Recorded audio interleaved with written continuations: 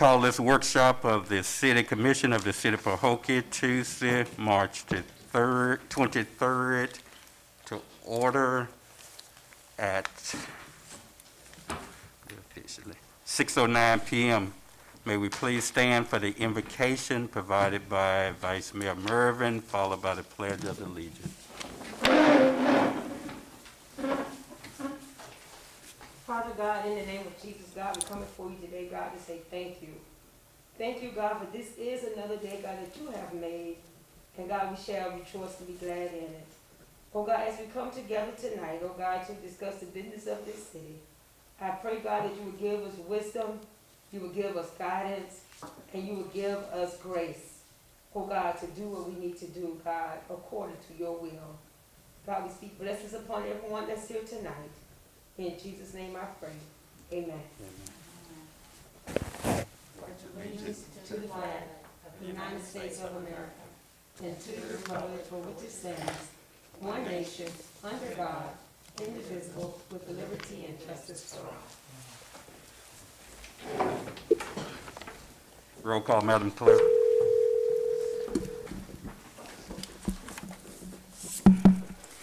Mayor Bath, Present. Commissioner Boland, Present. Commissioner Everett, Here. Commissioner Hill,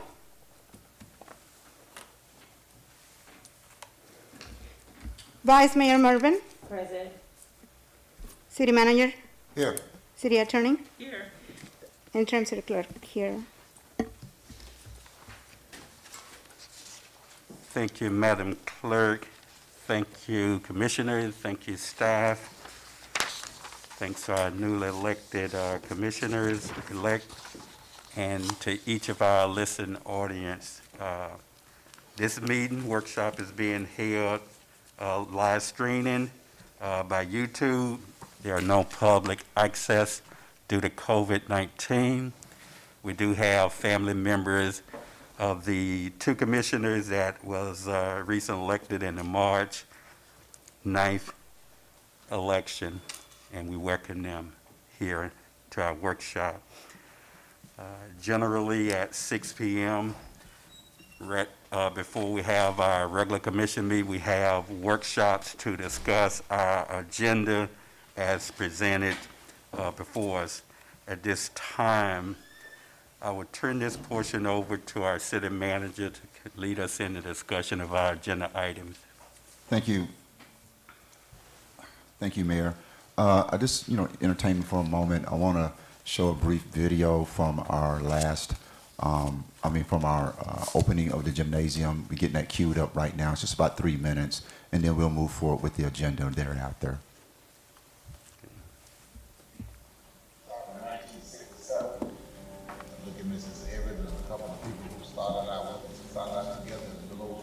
School called East Lake.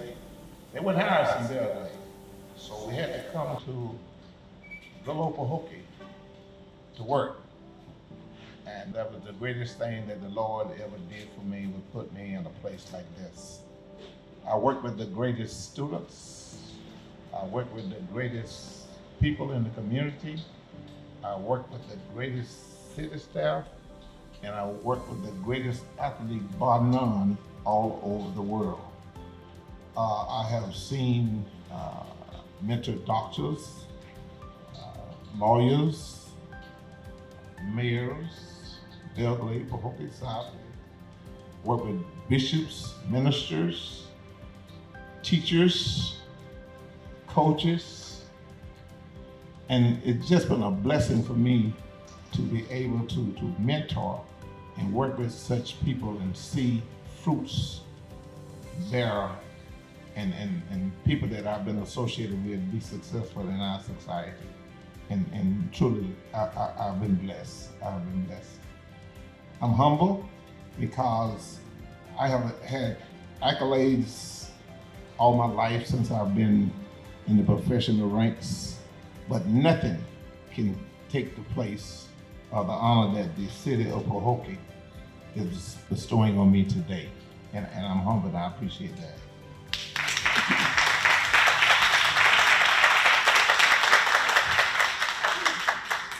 I was blessed I don't look at myself as a great coach because I had such great athletes that made me look good.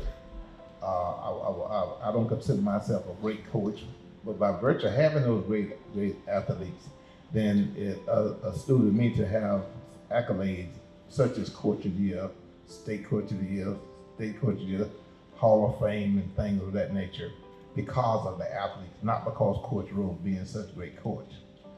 And the greatest thing about all the compliments that I've had, that I've received, I have enjoyed every moment of it.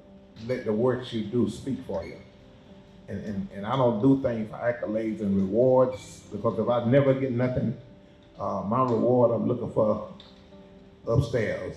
And I'm thankful that you thought enough of this little polo bean picker, a boy from Belgrade, the honor of have a building in Pahokee named after me. That's really gratifying. I'm speechless to even think what this honor. And I will cherish this the rest of my life. And this will have an impact on me that nothing else can do.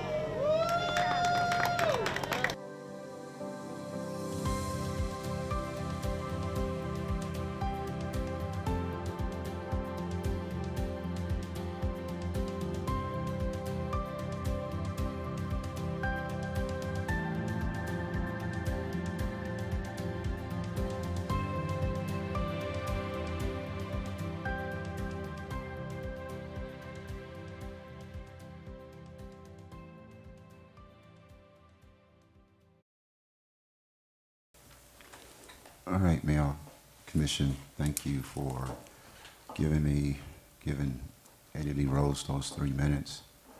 I would like to take this opportunity before we get started, Mayor and Commission, to provide you with this letter to advise, effective April 2nd, 2021, I will resign my position as City Manager. I would sincerely like to convey my thanks to the community, the Commission, and my staff. With heartfelt appreciation, I am honored to have been allowed to work and interact with such a wonderful citizenry in Pahokee, Florida. I especially would like to thank you and all of the commissioners who, for the last 6 years, have steadfast supported my vision for Pahokee. Your support provided the ability to complete several significant projects and renovations, which have and will result in economic development down the road. The milestones of being awarded state funding year after year since 2016 is a testament to the professional staff that works in all of our departments for the city of Pahokee. Moreover, as much as those milestones have changed this community, I am so humbled for what Pahokee has provided to myself, my family, and to my professional development. As I transition to other endeavors, I will forever be grateful to this city and its residents for making me a part of their lives. Over the next 7 days, I will assist in ensuring that the administrative tasks are transferred and completed in preparation for the next leadership here. It's been truly an exciting journey for me to have worked for this community. And like all things, some things have an expiration date. And this is my expiration date for this city, but I will always take with me what it meant to be the city manager here for you and for this city. And so I appreciate your support. And I appreciate all of the sentiments that have been provided to this administration. So thank you very much for this opportunity, Mayor, Commissioner.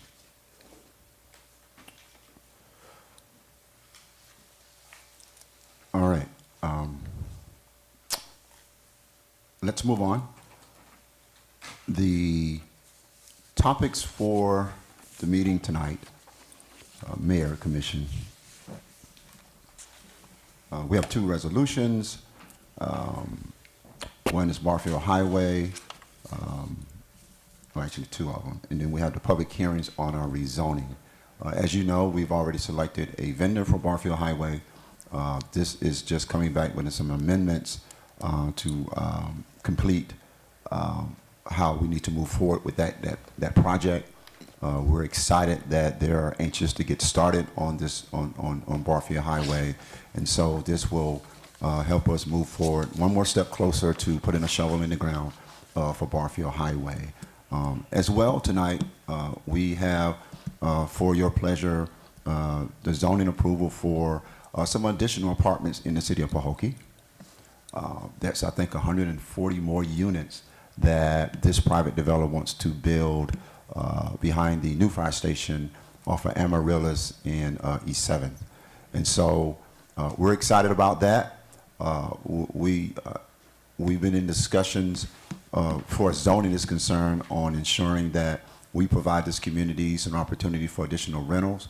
We realize that we also want home ownership in the city of Pahokee. That's important. But this is a starting point for the city of Pahokee, because we know that we have some folks that can benefit from living in modern rental occupancy.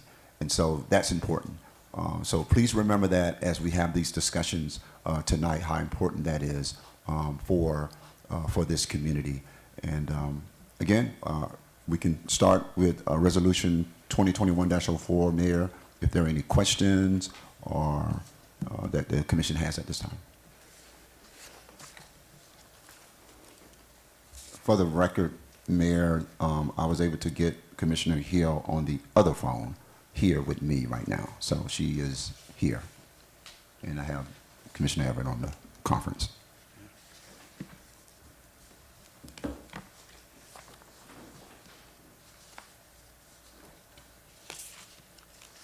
Resolution 2021-04. Any questions, Mayor, Commission?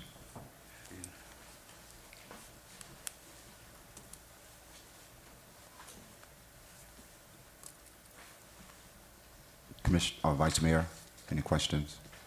No. Okay. Commissioner Boland, you have any questions at this time? Not at this time. Okay. Mayor? No.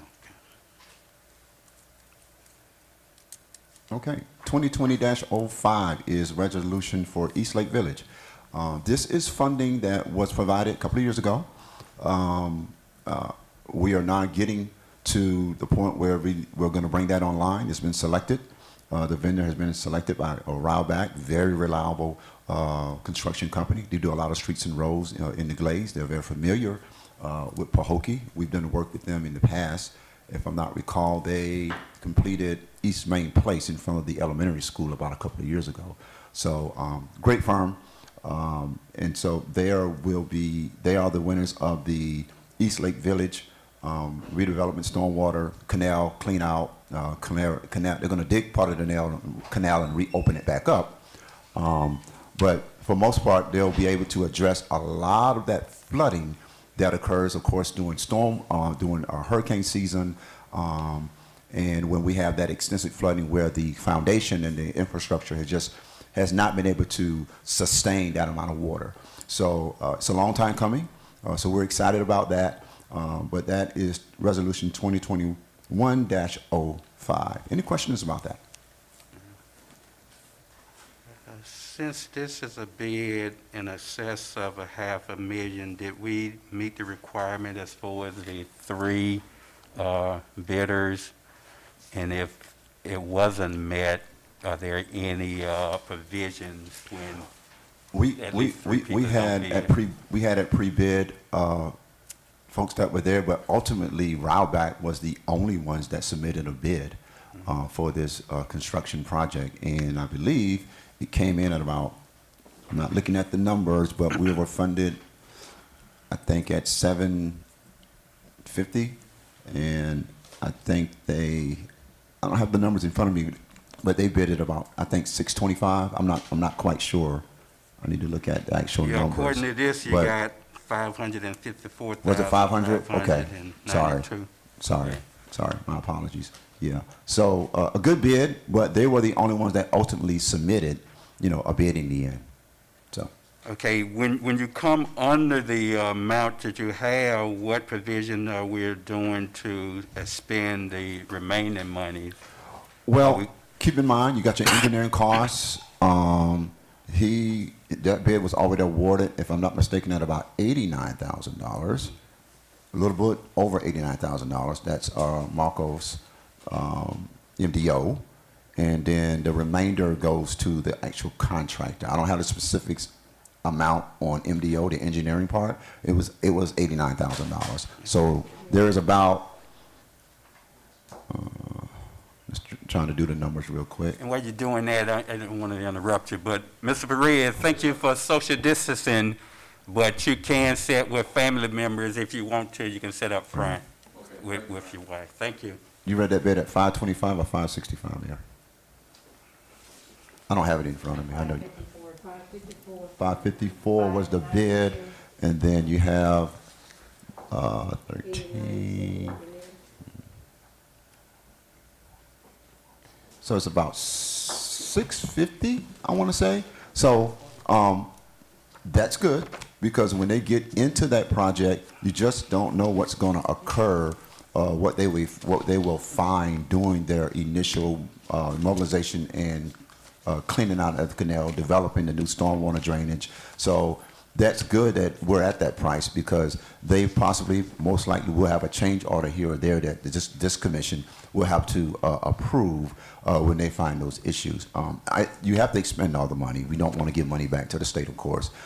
So it may go into more, if there's no other underlying issues with this project and they don't have to do a change order, we can transfer that into improvements of the area, because it's going to be a lot of muck and dirt and of the foundation of the entire area being moved around. So we may come back and do some beautification projects. That's beautification connected to the project to ensure that we put back what was, what we saw before all the construction started. So I'm sure that they'll come back with a change order if required.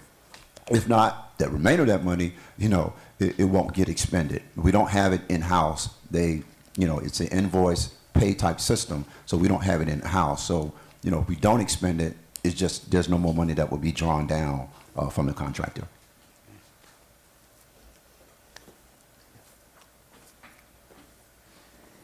And have the expected start date changed, or is still basically the same as you announced the last time? As soon as you approve Rowback tonight, I'll give them an NTP, notice to proceed, anywhere from 14 to 21 days, and that's due to mobilization, et cetera. Yes, sir.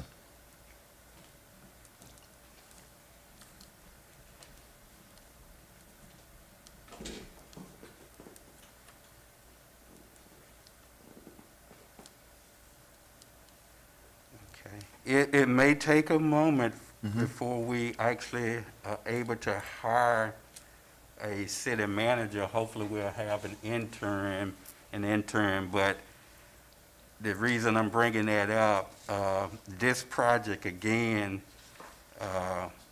we have some wiggle room because it came under the amount that we have to spend on it. I'm wondering in the event of your absence, that we can consider hiring a project manager for these projects, that they don't fall through the cracks or any problems occur with not having a permanent city manager on board.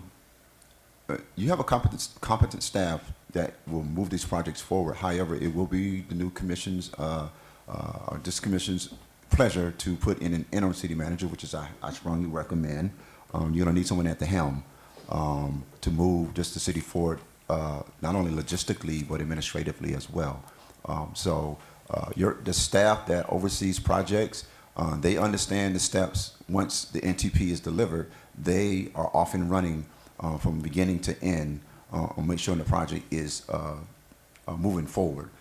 I'm sort of like the guy that asks for all the information and make sure everything is on schedule, but actually the CED staff, the Community Economic Development staff, they are the nuts and bolts of all of our projects, from the bid to the selection to the implementation to expending of the invoices, making sure the invoices are paid, talking to the engineer. The engineer, of course, is sort of like the project manager on site because he's there to ensure that all of the scopes of work are being done in a timely manner. So in respects, you have multiple folks with their hands on the project, ensuring that it's being done correctly. However, I still would recommend that we have an interim in place for city manager, moving forward, even with that staff responsibilities.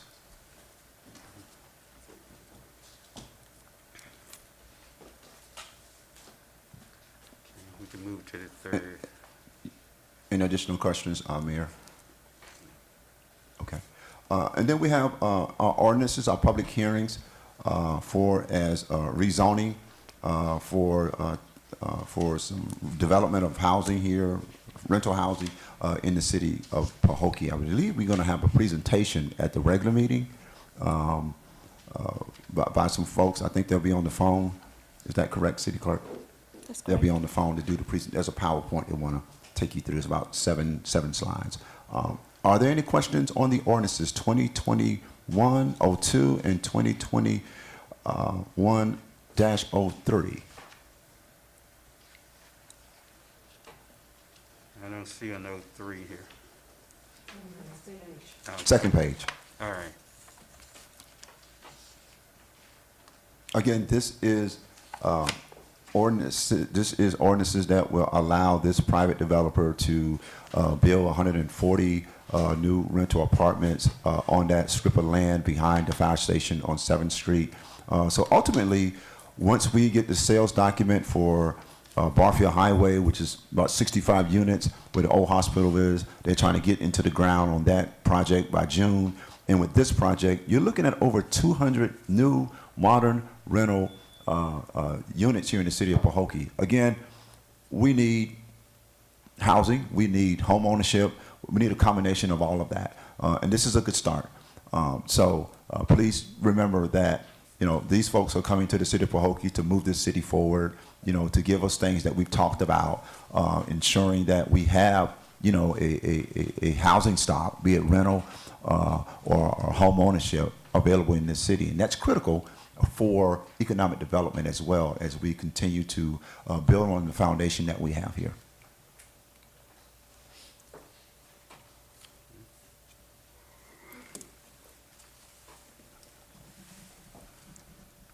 Any additional questions, Mayor?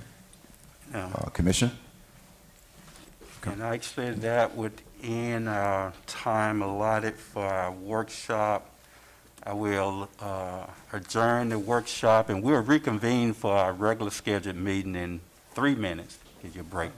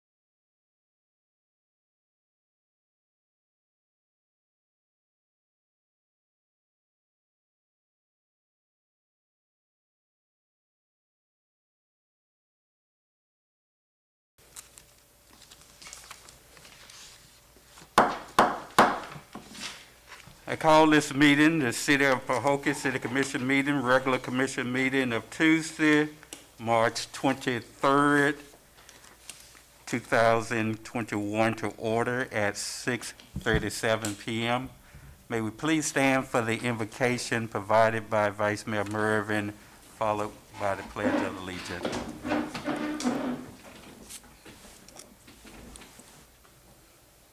Let us pray. Father God, in the name of Jesus, God, we come before you again, God, to say thank you. Father God, as we come together today, oh God, to do the business of our city. Father God, we ask you, oh God, to be in the midst. Bless us, I pray, oh God. Cover all of us, oh God, in the name of Jesus. God, we pray, God, even blessings, oh God, upon our new commissioners, oh God, that will be taking the podium, oh God. We ask, oh God, that we can work in harmony, we can work in unity, oh God, that we can agree and disagree, oh God, with the spirit of love. And God, we want to thank you and we want to praise you, oh God, that we work together, oh God, we can move this city forward with your help and with your leading and with your guidance. God, we ask you, oh God, bless our efforts tonight. Father God, we ask you, oh God, to let us get out of self, oh God, and let your will be done tonight in this meeting. And God, we ask you, God, to search our hearts, that it be pure, clean, and honest. In Jesus' name I pray. Amen. Amen. I pledge allegiance to the flag of the United States of America and to the republic for which it stands, one nation, under God, indivisible, with liberty and justice for all. Roll call, Madam Clerk. Mayor Bab, Present. Commissioner Bolden, Here. Commissioner Everett, Present. Commissioner Hill, Present. Vice Mayor Mervin, Present. City Manager, Here. City Attorney, Here. Interim City Clerk here. Thank you, City Clerk. Thank you, Commissioners. Thank you, staff. Thank each of our listening audience for being with us to participate in our regular scheduled commission meeting of Tuesday, March 23rd, 2021. Our next order of business is the additions, deletions, and approval of agenda items. Mayor, we have no additions or deletions. We do have swearing in. It is up to the commission on what they want to do with swearing in, as far as reorganizing it for the agenda, moving it to the top, wherever you want to put it. It's at your pleasure. I know there were some conversations about that. Okay. So if it's whatever the commission wants to do for the agenda, Okay. it's your pleasure. We'll give just a brief background on the reason it was placed at the end of the meeting, the swearing in. I think each of the elected commissioners had an opportunity to come in and receive their packages for the meeting, and they both, if just correct me since y'all here if I'm in error, both declined. And I guess it was a thought that the city manager didn't want to put an unfair burden on a newly elected commissioner when they hadn't had an opportunity in advance to look over the agenda and to decide whether or not they wanted to actually be sworn in up front. That was the rationale. Again, it's not on the agenda to have it added. The commission as a whole, the majority would have to concur that that's what we want done. And I would just even give, out of respect, the two commissioners, if you want to say anything on that, it maybe I had some wrong information or whatever, but that was the analysis of the reason why it was just pushed to the end. There were some items on here that really needed to be moved forward, whether rejected or approved, and it just didn't want to put anyone on the spot. I'll put it that way. it give you an opportunity to at least see one final commission meeting before you're stepping into what I consider a very hot seat. So that was just a background on it. I don't know if you want to speak and just say anything before we have consideration whether we're going to make any changes to the agenda or not. And I'll start with you, Ms. Perez, if you have anything you want to add. Yes, Mayor, with all due respect, I ran to take a seat and to start to work. So with all due respect, I would like to be sworn in and take part in this meeting. Mr. Gonzalez? I have to agree.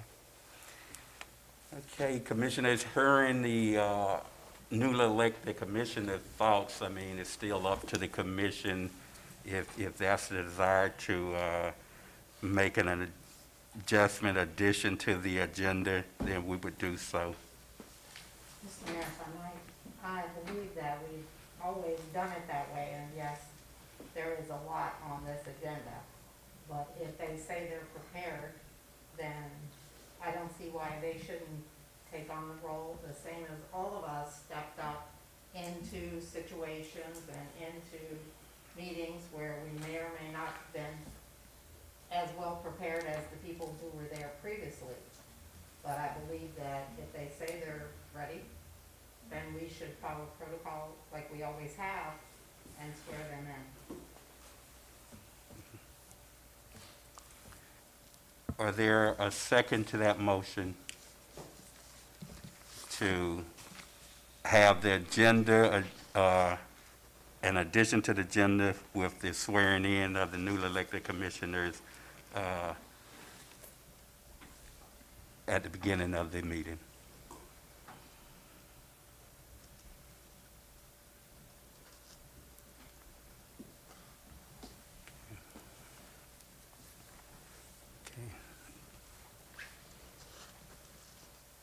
Mr. Mayor, Yes. there is, I guess there is some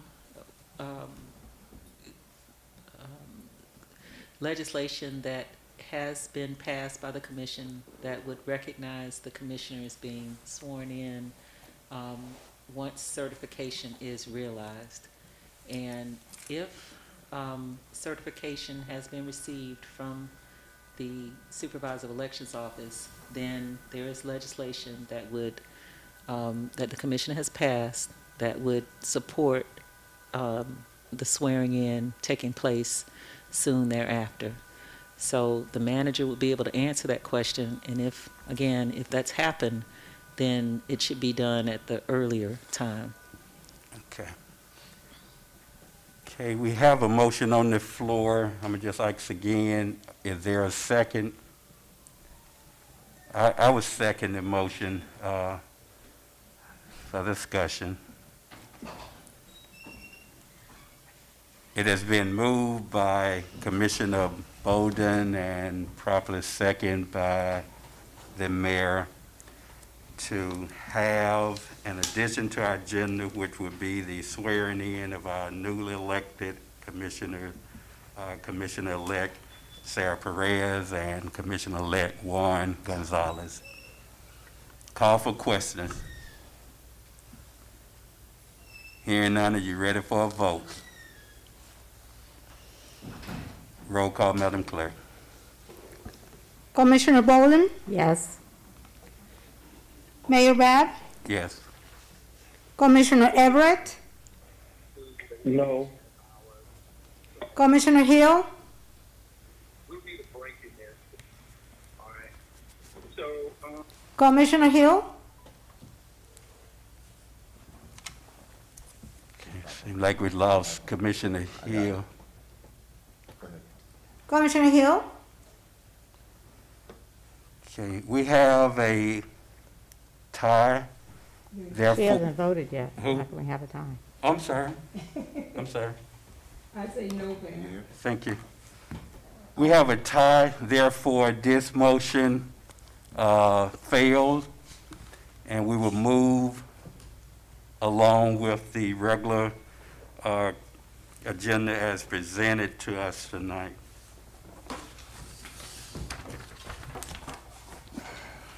Next on the agenda is citizen comment, public service announcements. All items on the agenda, 3 minutes. City Clerk, at this time, do we have any public comments cards? Yes, Mr. Mayor.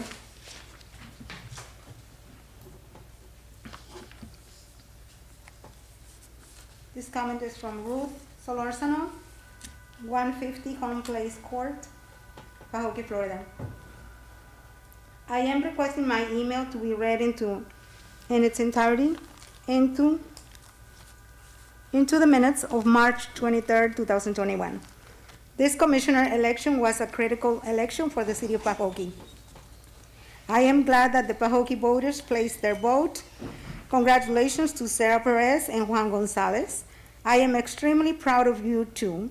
I completely trust Commissioner Boland, Commissioner Gonzalez, and Commissioner Perez to always know what is the best interest for Pahokee and the citizens. God has given the city of Pahokee citizens the victory.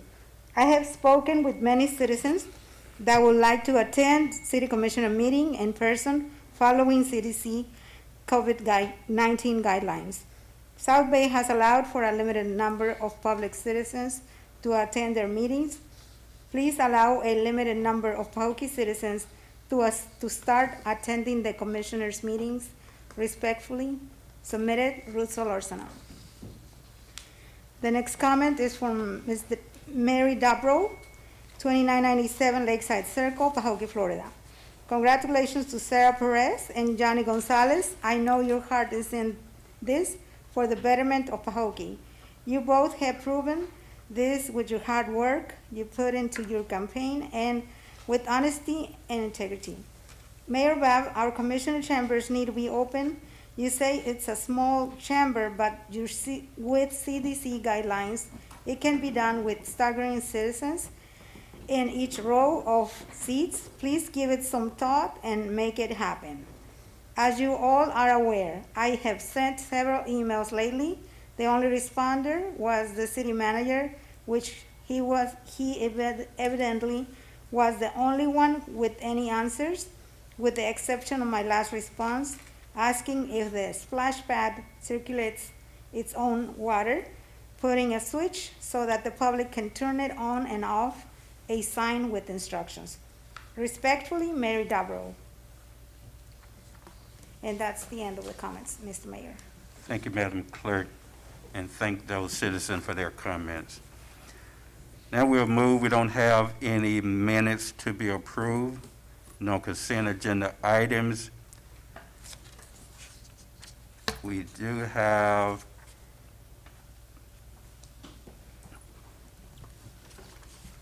ordinances. Resolutions. Huh? Resolutions. Yeah, I was gonna, because of the agenda, how they read. Oh, okay. The ordinance came prior to it. All right. So we're gonna move into the first ordinance. This is gonna require also a public hearing. Ordinances 2021-02. City Attorney. An ordinance of the City Commission of the City of Pahokee, Florida, providing for a small-scale land use map amendment, which will amend the future land use map plan of the city's comprehensive plan in response to a request by Corey O. Gorman, AICP, Place Planning and Design, on behalf of property owner Washington Park LLC, to change the designation of a property generally located at the northeast corner of Amaryllis Avenue and West 7th Street, containing approximately 7.86 acres, from residential medium to residential high, 18 DU AC as legally described in Exhibit A attached hereto, providing for city manager authority, providing for conflicts and repealer, providing for severability, providing for an effective date. Thank you, City Attorney. City Manager, at this time, could you give us a brief explanation of ordinance 2021-02?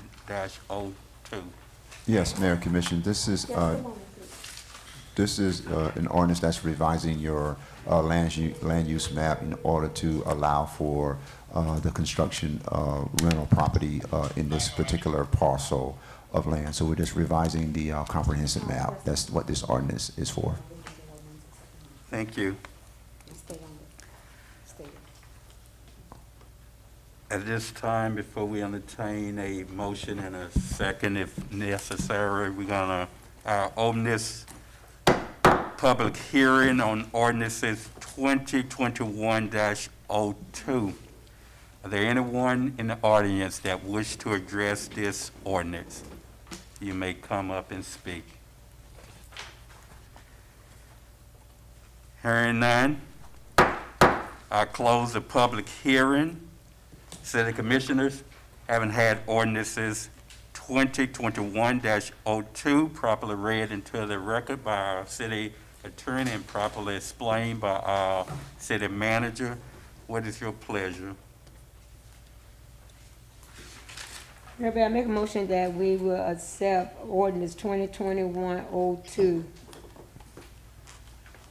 Is there a second? I'll move the second for discussion. It has been moved by Vice Mayor Mervin and properly seconded by the mayor for the adoption of ordinance 2021-02. Call for questions. I have some. Commissioner Bolden. Yes, sir. On this application, evaluation, and recommendation report, I'm a little confused because the zoning says it's going to go residential high, which is 18 dwelling units per acre, but then it says that's for the first one, and then the proposed zoning is going to be multifamily residential medium, which is MF 18. Is it residential high or is it multifamily residential medium? Mark? Yes. Mark is the planner. I'm sorry, I could not hear the question. I apologize. I didn't hear what he said. He didn't You hear said the couldn't hear you. question? Maybe you can. Oh, he didn't hear my question. Okay. So on this application, evaluation, and recommendation report, down there, it says proposed plume designation will be residential high, 18 dwelling units per acre. And then the proposed zoning will be multifamily residential medium, multifamily MF 18. So is it residential high or is it multifamily residential medium? Okay, I can answer that question. This is Mark LaFerrier. I'm with CAP Government, and I'm the operations director there. My office is located at 100 East Davie Boulevard, Fort Lauderdale, Florida. There's two applications on tonight's agenda to answer your question. One of them is a future land use map amendment. Their current designation is residential medium, which would allow for 12 dwelling units to the acre. And the proposed designation would be a residential high, which would allow for 18 units to the acre. The next application is the rezoning application. And that's a rezoning. It's a smaller portion of this site. It's the northern portion of the site, about 3 acres, a little less than 3 acres. And that current zoning is public facility. I believe that property was previously owned by the school board, and the request for the rezoning is to residential medium, which would allow for 18 units to the acre, a multifamily type of project, and that would make the site, that rezoning piece, that portion of the site, consistent with the other and remaining portion of the site at residential medium or 18 units to the acre. I hope that answered your question. Not exactly. Okay, so are we switching it to MF 18 zoning for the whole piece, all of it? To answer your question, the southern half is already zoned residential medium, 18 units to the acre. It's only that northern piece that was previously owned by the school district that's currently zoned public facility that's being rezoned to be 18 units to the acre. So the entire 7-acre site will be 18 units to the acre. Okay, so why does this say proposed flume designation residential high instead of Well- residential medium like the other one? Because in this section of the staff report, what I did is I described what both applications are, so maybe there might be a little bit of confusion. I have both applications. There's two applications tonight. The first one is that future land use map application, which, if approved, allows for the rezoning application. But in both cases, the entire site would be land use for residential high, 18 units an acre, and zoned for residential medium, 18 units an acre. I know there's a difference in the sort of the nomenclature, residential medium versus residential high, but they both come out to 18 units an acre. Okay. All right, on page 3, it says the development will fulfill a housing need for very low and low-income residents while also providing housing opportunities for moderate-income families in a well-planned mixed-income residential community. So is this going to be very low and low-income housing? I think I think the applicant needs to confirm that in their presentation tonight. That's the information provided to us in our application. I think you need to get him on the phone too. I have him on the phone, and this is Jeff. This is Jeff Costello. Yeah, you can go ahead. Jeff Costello, representing the developer. The intent is to provide a variety of income levels for this particular development. So there would be a range from very low to moderate income levels. And that's the intent. I think as we get into more of the site plan process, we'll be able to narrow that down as far as the complete breakdown for the overall development. So you don't have any idea how many will be what? At this particular time, we don't have an exact number for as far as a breakout of each of the units. Ballpark idea? That as we get into the site plan process and flesh out the design elements, we'll have more details to provide at that time. But the intent is to provide a variety of income levels that's much needed in the community. Okay. Okay, so on page 4, down at the bottom, paragraph 2, it says, economically feasible development to provide much-needed quality, affordable, and market-rate housing stock for the city of Pahokee. So is it going to be market rate, or is it going to be Section 8, or what? The intent is not Section 8, but it is to provide workforce housing, and so there'd be a variety of income levels. And the intent is to provide a mixed income development that would be sustainable and stand the test of time. So, again, some of those details will need to be worked out as we get through the site plan process so we can break that down and you know, provide that, and then work with the community on moving forward with this project.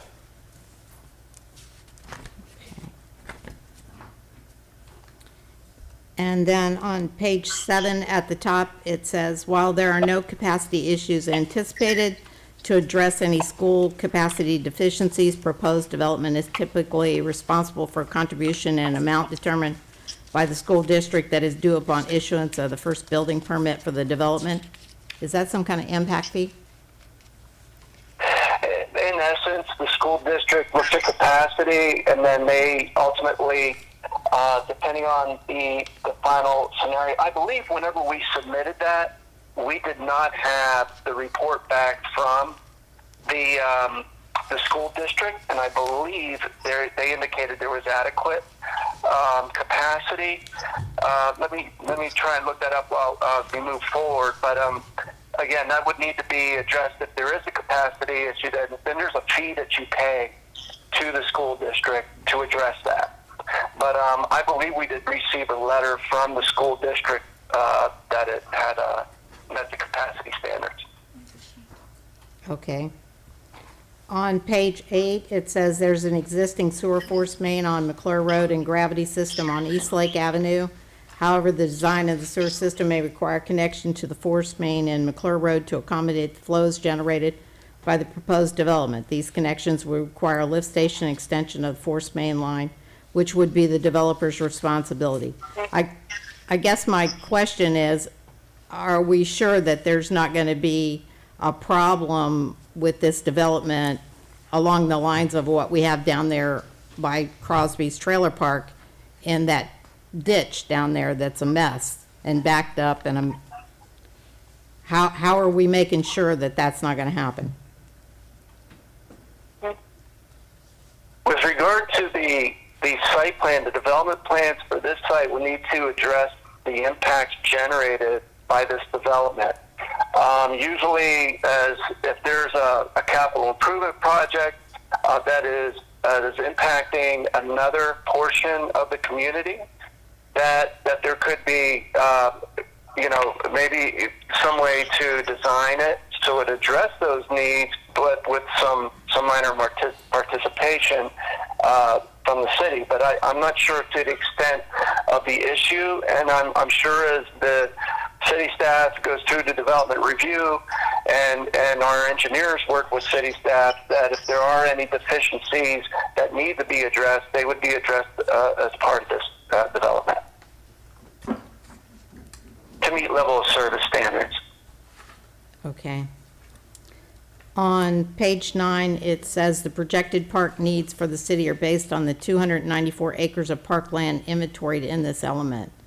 A total of 194 acres are needed to maintain the 30 acres per 1,000 population standard. Therefore, there's currently a 100-acre surplus of parkland. This is more a question, I guess, for the city manager. Did we count in the marina and campground? We've got 209, what does it say, 294? No, we have 194 acres. How much in park do we have here? I'm not quite sure how much in specifics. I would dare not to even try to give you a number tonight without going back and researching that. But I'm assuming they're not including all of what we have here as far as the numbers are concerned. So I couldn't give you a specific number. I guess, I don't know who I'm talking to on the phone. Am I talking to the guy from CAP? The guy that you're speaking with is Mr. Jeff Costello, and he is speaking on behalf of the developer. On the developer. Okay, so do you know where they came up with the... On that particular aspect, in the analysis that we prepared, we looked towards the city's comprehensive plan. So this information that we received was looking through the data and analysis in the city's comp plan. I believe, prior to second reading, we can see how maybe there's a slide to just extract from the comp plan that shows how all the acreage is broken down.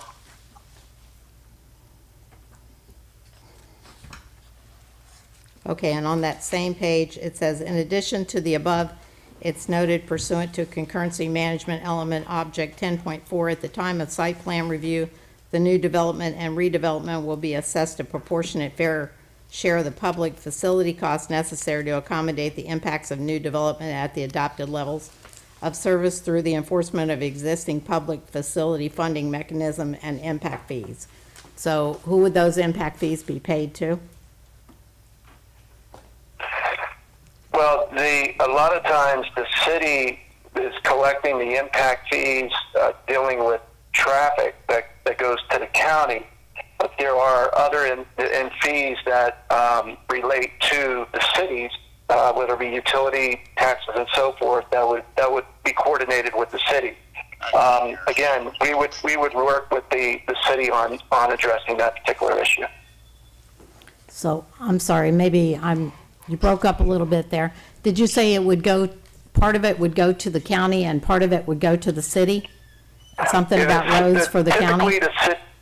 Typically, the city collects the traffic impact fees for the county, but there are other fees. For instance, your local fees that may be assessed for parks and so forth, that's at a local level. So those final costs would need to be determined as we're going through that site plan process. Okay. On page 10, paragraph 9, it references a chapter 14. I couldn't find chapter 14.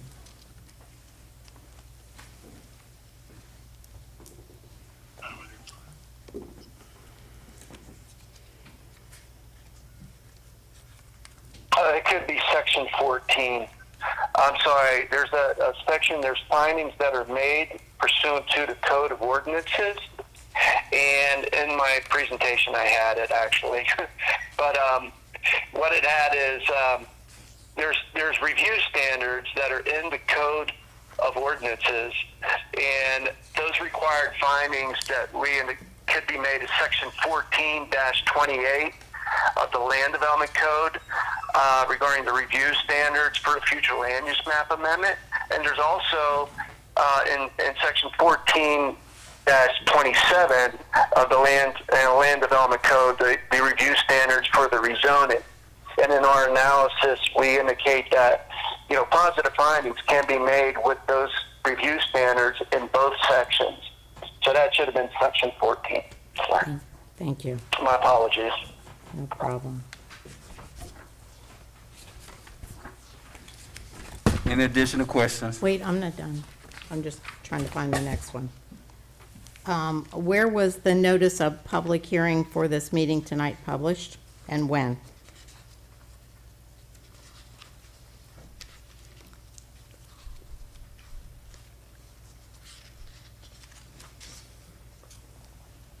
Can I answer City that? clerk, I guess she's like. Yeah, I don't know who. I Yeah, mean, because yeah. it's on after attachment number 3. No, I think it says attachment number 4. It's Just- a black and white one. It is attachment number 4 under Okay. attachment number 3. Sorry. You see the map portion? Mhm. It looks like this, okay? Yes. That's the notice. Right. Okay.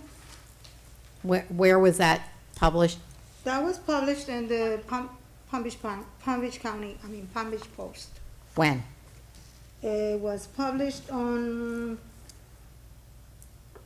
30 days prior. 30 days prior, at least 30 days prior.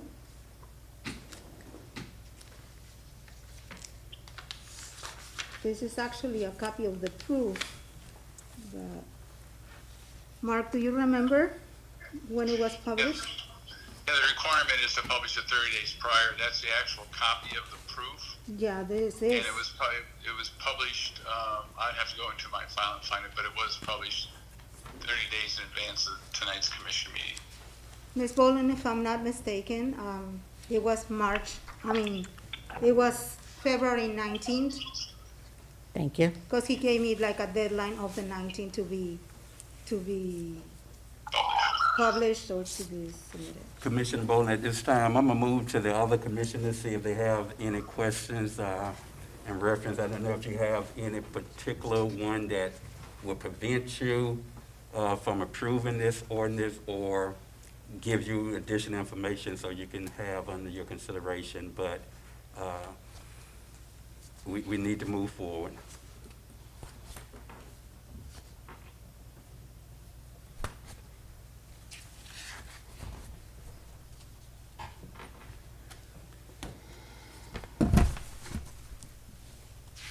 Commissioners, while Commissioner Bolden is looking through her notes and seeing if you have any pertinent additional questions, are there any other commissioner have any questions pertaining to this ordinance? Are they gonna do the presentation, or that's the presentation that they're giving over or just questions, answers? Are he planning on doing a formal presentation? The power slide? Right, correct. Yeah, you're still doing that? Okay, yeah. Okay, I have one other one. okay. Okay, so on attachment 6, it says, down at the bottom under concurrency, it says the net increase of 329 average daily trips will not have a significant impact on the surrounding roadway network. And it also says that Palm Tran Route 47 runs along the south Street and west sides with associated bus stops. Are there any plans to put a bus stop, covered bus stop, anything like that, anywhere near this? Commissioner Boland, I think I can answer that. That typically will fall under Palm Beach County Palm Tran. They are looking at some additional dollars to do those types of continued covers. We got one on East Main Street, and because of COVID, I don't know if they're going to continue moving in that direction for the city of Pahokee, but I did make reference to that, to Palm Tran and the county. They have not responded back as of yet. The goal is to put all of our bus stops with a cover, will provide a cover to all of our bus stops, and they just haven't come back with a budget for the city of Pahokee yet. Maybe we could prioritize this area to Palm Tran in the county based on this construction coming over the next 6 to 12 months. Okay, and I guess my question is 329 average daily trips. That's additional 329 daily trips? Yes. Okay. Yeah, the development would generate. Right now it's vacant land, so you're factoring in that. It's the 329. Okay, so I guess my question is, when I looked at your site plan, and it has the opening, I guess the entrance is there, it comes down onto 7th, and then most people, I would assume, would come out onto McClure Road and up onto 441 to get out? Yes?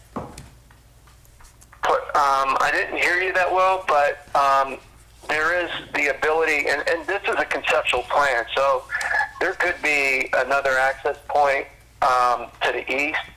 But, I mean, as far as, this is for the local community, so as far as where those trips would need to be dispersed, I think as we go through the site plan process, then we'll have the traffic study prepared specific to this development that will be submitted at the time of site plan that will show the distribution, the peak periods, entering and exiting the site, and on the surrounding roadway network.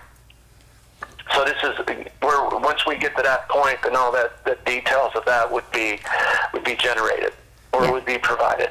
Because I guess my concern is that when you have, say, 140 people pulling out at 8 o'clock in the morning to go to work, then you have the kids that are standing down there on McClure next to that Pelican Lake, and there's no real barrier or anything there, and it's going to be dark in the morning, and then you've got traffic, regular traffic from McClure and all of that. It seems like that needs to be moved to another location, that entrance. That's just my personal opinion. Well, it actually shows two entries on West 7th Street and also the other. So as we get into further development of the site plan, we could work with city staff as far as, where, the best locations for those. If those more site plan related, that we can work out once we get there. Okay. Okay. We have a motion and a second on the floor. Are they going to do a presentation now? Yes, Yeah. rest after the vote. Why would they do it after the vote? We're gonna go ahead and get the presentation now. Got to have the presentation before the vote. What would be the point? Okay. What's the presentation for?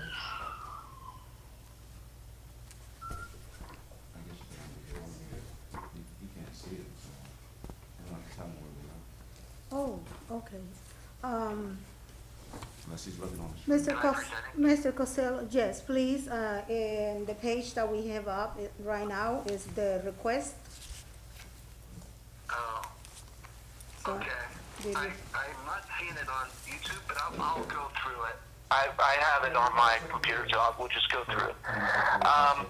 Mayor, Commissioners, good evening again. Jeff Costello. So I'll get a very brief presentation just to explain in more detail the proposal. If we can go to next slide. So the request is for the future land use map amendment for approximately 7.86 acres. And, oops, sorry. excuse me 1 second. Yeah, for 7.86 acres. And this is the underlying land use is RM.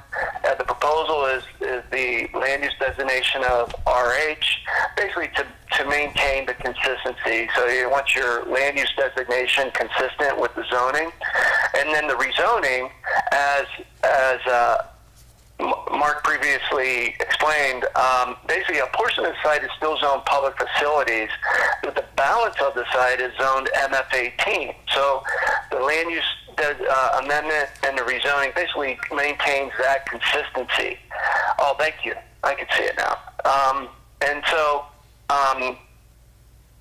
this is to obtain consistency with the balance of the site of MF18 zoning, but also as far as the land use designation to be consistent with the zoning. Once this, after adoption of second reading, we'll move forward on the site plan application. And then on February 25th, the Zoning Adjustment and Planning Board did unanimously recommend approval. Again, here's the location map that you see. If I can go to the next slide, please.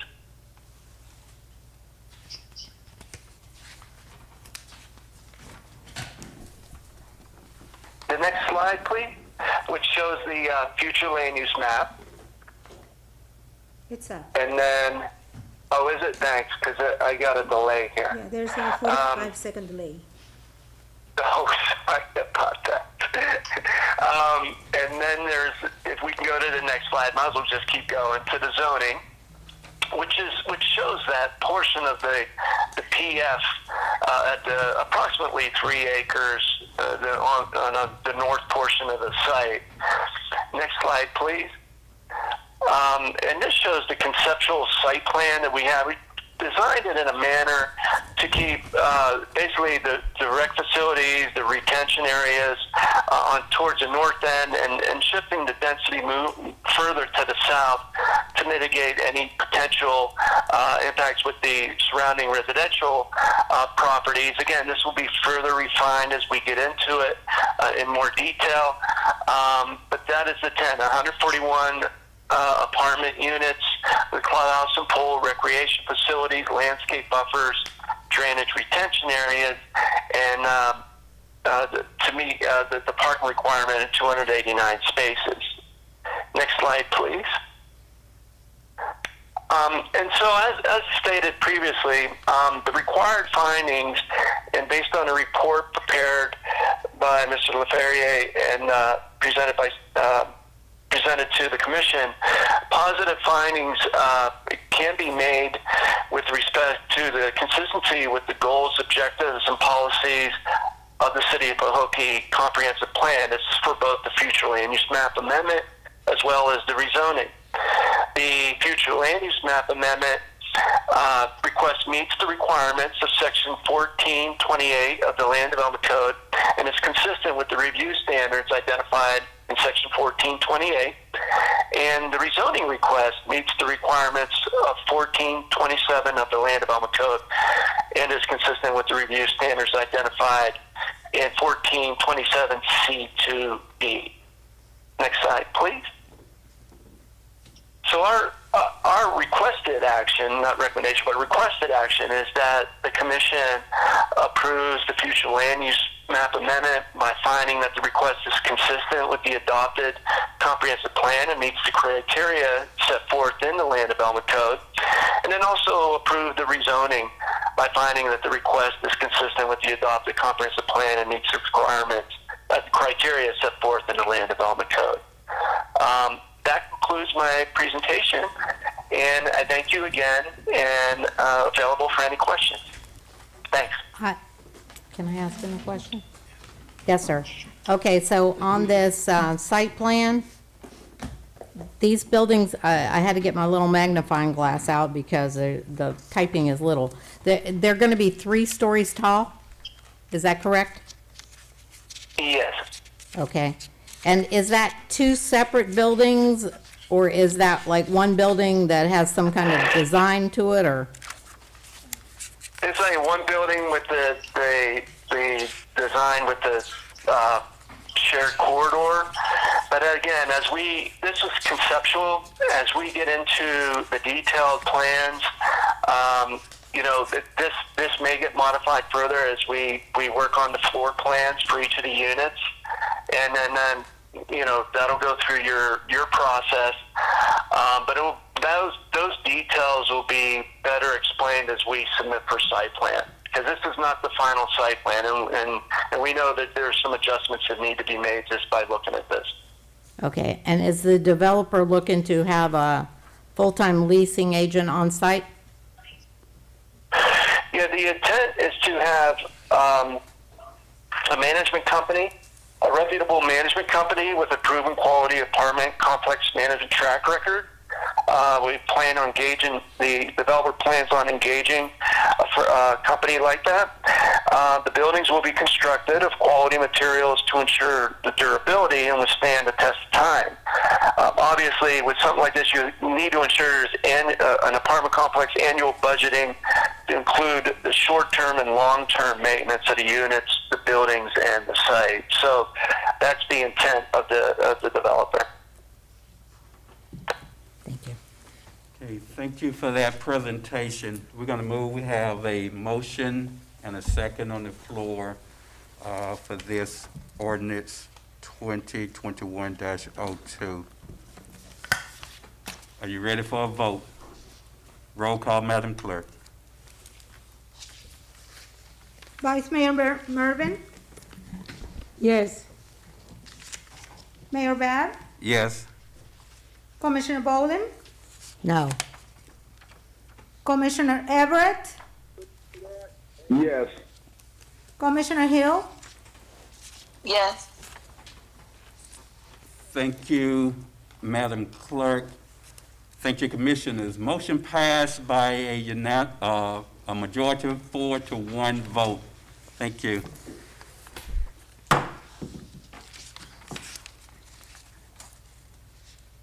Now we'll move to the next ordinance, ordinance 2021-03. City Attorney.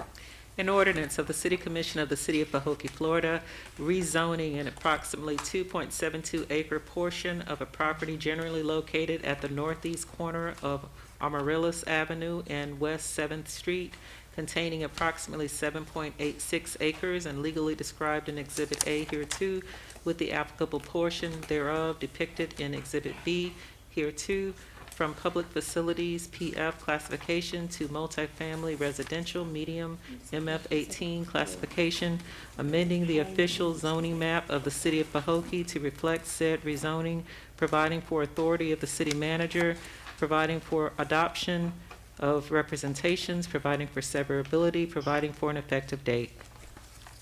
City Manager, could you provide a brief explanation of ordinance 2021-03? Yes, this is the actual rezoning of the portion that they're requesting to multi-family residential medium MF-18 for the map that you just was provided in the presentation. Thank you, sir. At this time, I'm open the public hearing on ordinance 2021-03.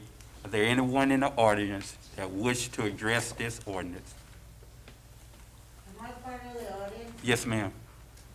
Okay, I have an objection because this is supposed to be publicized, right? It has been publicized. You can stand, oh, ain't no mic though, but go ahead. Is it not supposed to be publicized 5 days prior to the meeting? It has been publicized. 30 days. I don't believe so, not the public. 30 days. Okay. It has been published 30 days prior to the meeting. Like I said, if I'm not mistaken, it was February the This 19th. meeting? This meeting. Today. And we have a copy of the advertisement here in the package as well. The advertisement that I saw here was dated March 23rd.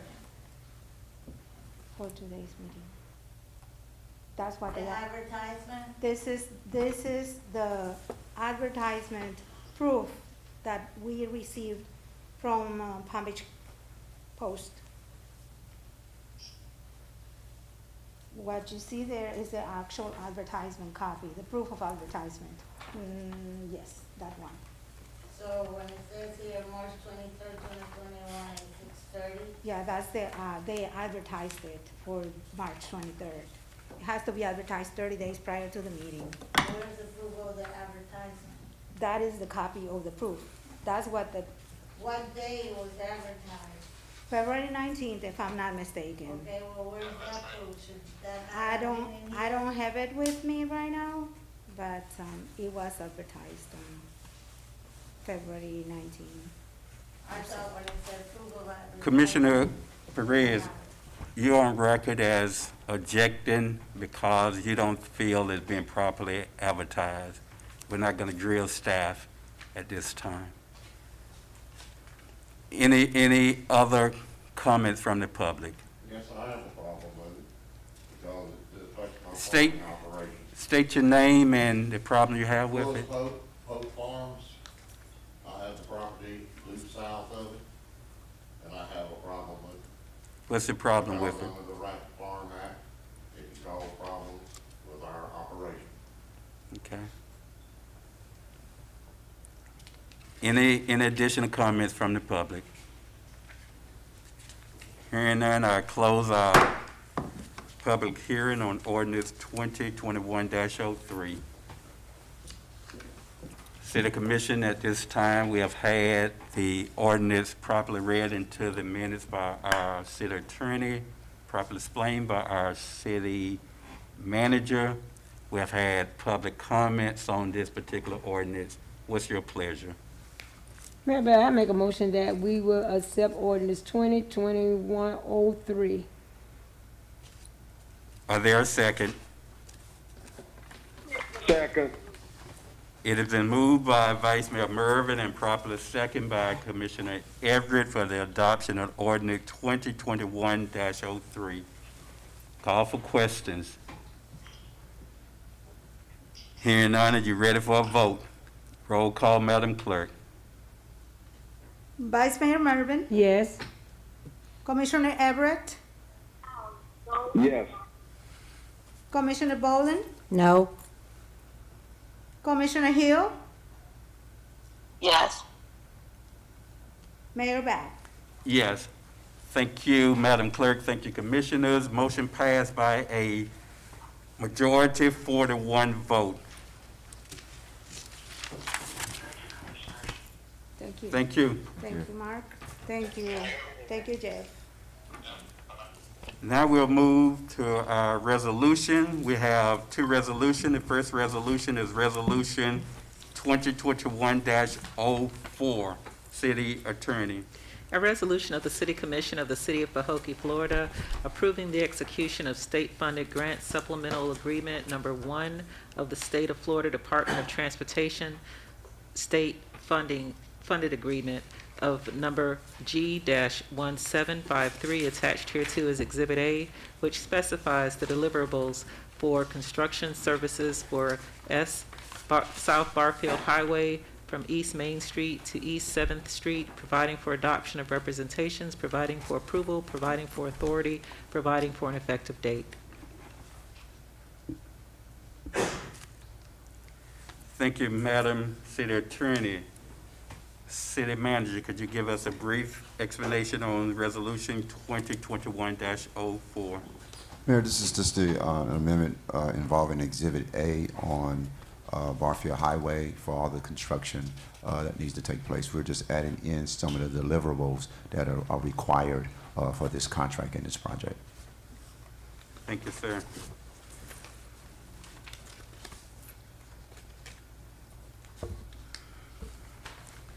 City Commissioners, haven't had Resolution 2021-04 properly read into the minutes by our City Attorney, properly explained by our City Manager. What's your pleasure?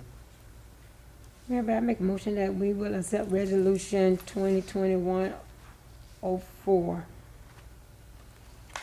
Second. It has been moved by Vice Mayor Mervin and properly second by Commissioner Everett for the adoption of Resolution 2021-04. Call for questions. I have a couple. Ms. Bowles. Thank you.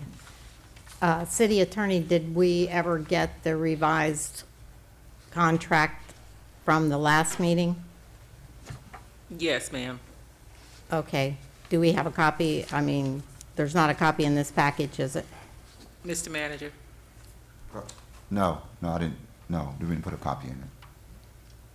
Why? Weren't you supposed to bring it back to us? No, it was already approved, and it was approved with us going back and just making those language changes. So it doesn't require coming back. Okay. So then this Exhibit A gets attached to that? Yes, these are the deliverables attached. Yes, ma'am. Correct. Okay, but we don't know where this is referenced in that contract? Well, these are the deliverables. This is just telling them exactly what they should be doing on that project. They pretty much have the same revisions already. So it's just telling us what the contractor needs to do specifically on Barfield Highway. Oh, I'm sorry, some amended deliverables. My apologies. But there were no deliverables to begin with, so how can we amend? There were deliverables. It just wasn't added to the contract at that time, so we came back and did an amendment. Well, the state sent an amendment to the deliverables. My apologies. They weren't in the scope of work was in the contract, but not the specific deliverables that you're seeing here. Then there was an amendment part for these deliverables, which is why the state sent us this to be approved tonight. If not, then we would have just went forward with what we had previously as far as the scope of work. City Attorney, were there deliverables in that first contract 2 weeks ago? I don't remember any deliverables. Honestly, Commissioner, I wouldn't be able to tell you that without looking at it, but these are, the manager is correct in that Exhibit A does represent the deliverables, and so this is sent by the state. This is their contract that they're sending if we want to get their state-funded grant monies, and so this is what they're requiring at this point. In the items that you pointed out the last time really didn't have anything to do with these deliverables per se. It was, it might have been, there were some things where you had pointed out that it was actually referring to the grant agreement itself, their attachment to that agreement, but in terms of this is a standalone item, and these actually are the deliverables that the state is requiring if you want the grant funding. And it's under Exhibit A. Okay, thank you. Any additional questions? Hearing none, are you ready for a vote? Roll call, Madam Clerk. Vice Mayor Mervin, Yes. Commissioner Everett, Yes. Commissioner Boland, Yes? Commissioner Hill, Yes. Mayor Bab. Yes. Motion passed. Now we entertain Resolution 2021-05. A resolution, I'm sorry, Mr. Mayor. A resolution of the City Commission of the City of Pahokee, Florida, approving the award of the contract for construction of the East Lake Village Stormwater Improvement Project financed by the State of Florida Department of Environmental Protection, attached hereto is Exhibit A, in the amount of $554,592.25 to Rio Back Corporation, providing for authority, providing for adoption of representation, providing for an effective date. Thank you, Madam City Attorney. City Manager, you could give us a brief explanation of this ordinance, resolution? Yes, Mayor. This is an intent to improve the stormwater draining system over in East Lake Village and McClure Village by first adjusting the canal drainage that we don't have, lack thereof, and also to install replace the existing piping, aggregated pipes that connect to the canals, and ensure that water flow, when we have heavy rainstorms, we'll be able to move out of that area quickly and excessively to ensure flooding is not, apparent in that area.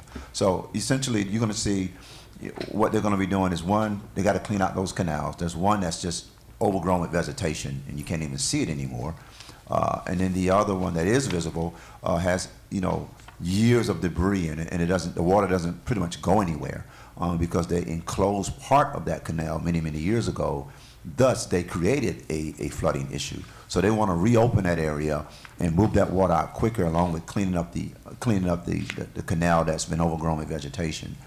And if I'm not mistaken, we're going to install a 7-foot fence along that major canal thoroughfare along 7th Street to ensure that anyone can't throw large items back in there. Right now, you got refrigerators, stoves, you name it. That's what's in that canal right now. That won't catch the water and move it quickly out of that area. So we're going to install a fencing along that entire 7th Street as well to ensure that no one can disturb the water flows. So it'll be an extensive project. A lot of it has to do with just cleaning and redirecting where the water should be going versus where it's just standing now. It is connected to agriculture, so that water does, supply some of the agriculture fields as well. And that's why we had the collaboration with South Florida Water Management District in this project to ensure that the engineering was done sound, and the contractor will be able to efficiently complete the project without disturbing any other waterways that are managed by the South Florida Management Water District. Thank you, City Manager. City Commission, we have had Resolution 2021-05 properly read into the minutes by our City Attorney, properly explained by our City Manager. What's your pleasure? Mayor, I make a motion that we will accept Resolution 2021-05.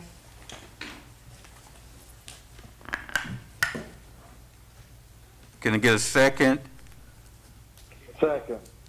It has been moved by Vice Mayor Mervin and properly second by Commissioner Everett for the adoption of Resolution 2021-05. Call for questions. I have a couple. Commissioner Bolden. For the city attorney, on this Article 1, it says contract documents. Article 2, it says contract documents. And where are the contract documents? The contract documents should be the documents that are, hold on one second, that are part of the initial contract. Do you have them in this packet, Chandler? This is the contract. Yeah, it should be This is the behind it. contract. Yeah, he does have it behind it. This is the contract or agreement. It's behind the resolution. Behind the resolution. It says, City of Pahokee, Florida Department of Environmental Protection grant, and that's the construction agreement behind the So resolution. the construction agreement are the contract documents? Yes, ma'am. Okay. So in Article 3.2, it says Article 12 of the general conditions.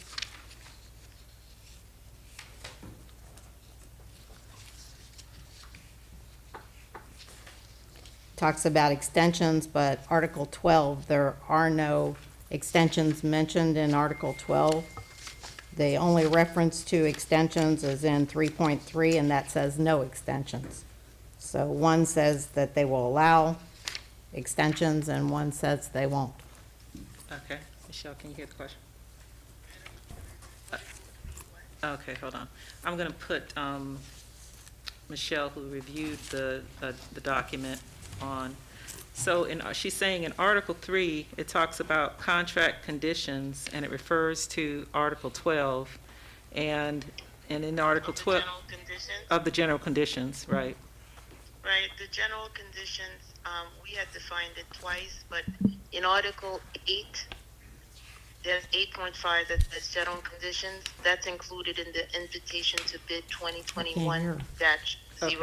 So in Article 8, it's included in the invitation for bid, which is, you'll see in Article 8, it defines general conditions, and general conditions is intended to be the invitation to bid 2020-01, which is included in the contract. So it is defined in Article 8 as the invitation to bid. Okay, And so but that would be we the don't general- have an invitation to bid here, do we?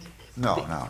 But yeah, you can refer back to an invitation for bid. That would be a part, it should be a part of the Should be a incorporation part of of the this contract. contract, Yes. so we can reference it, Yes, correct? exactly. So that would need to be added to the contract, but he would have to abide, he or she, who is responsible for the contract, would have to abide by that provision of the bid document.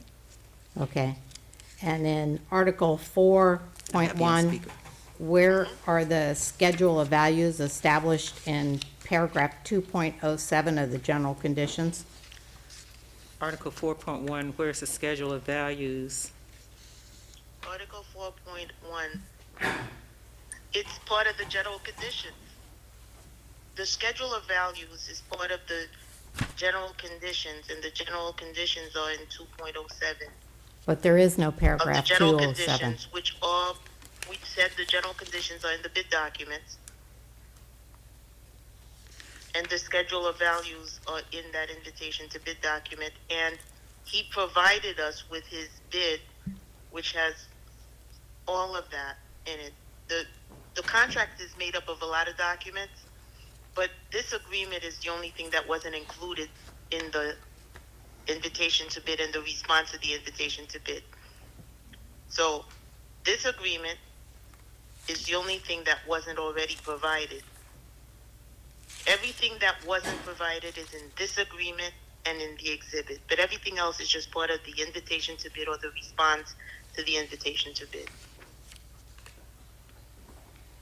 So just to say, schedule of values as defined in the general conditions, and we already said the general conditions are part of the invitation to bid document. And actually, under contract documents, in Article 8 of this agreement, it tells you the various documents that are a part of this contract and that make up the contract, and they include the agreement, the scope of work, which is Exhibit A, the notice of award, Exhibit B, the performance bond, the general conditions, which is a part of the invitation to bid 2021-01, which is 8.5, and it tells you this is a part of this contract.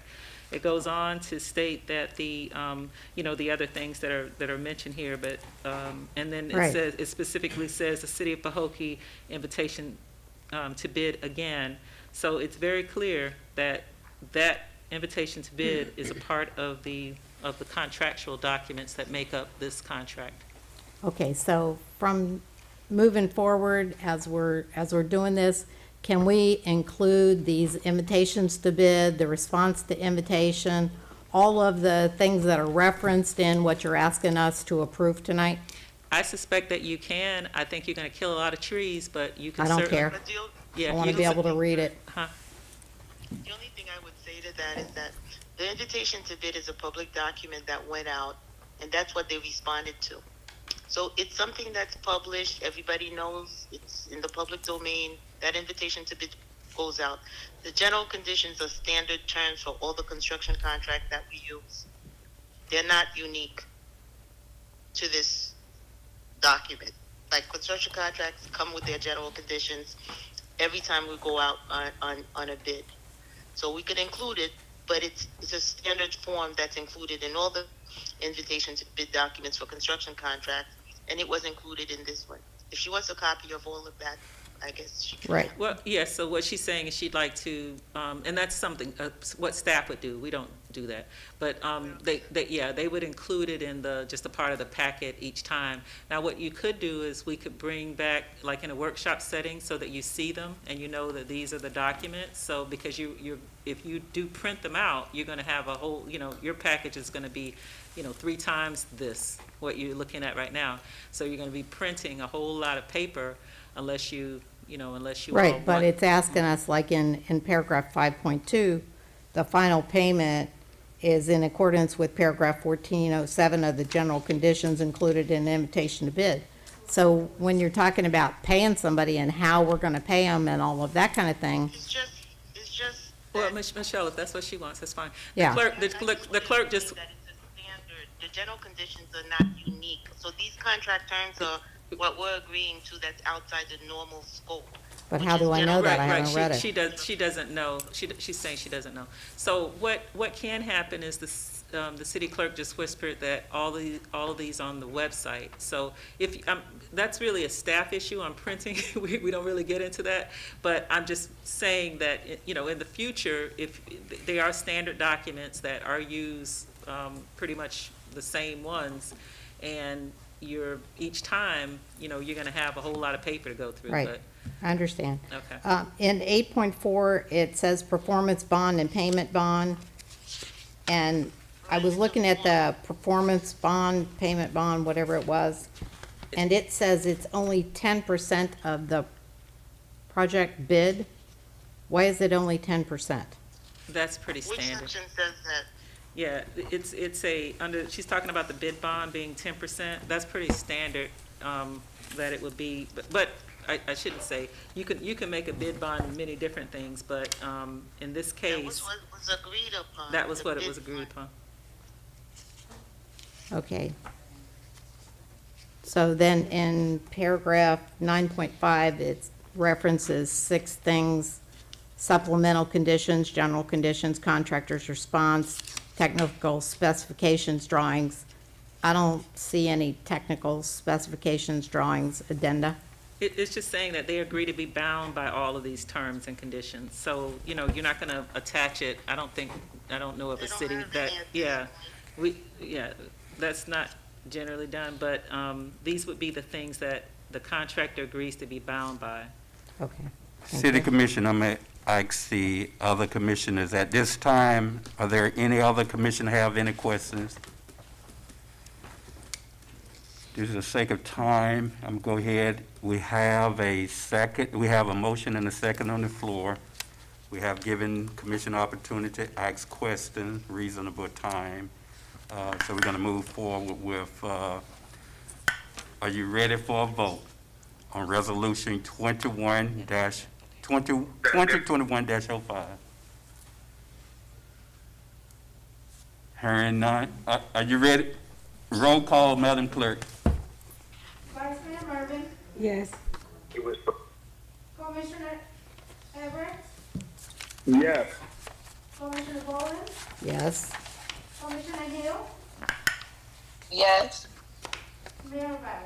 Yes. Thank you, Madam Clerk. Thank you, Commissioner. Thank you, staff. Motion passed by I forgot your vote, Commissioner. Yes, by unanimous vote.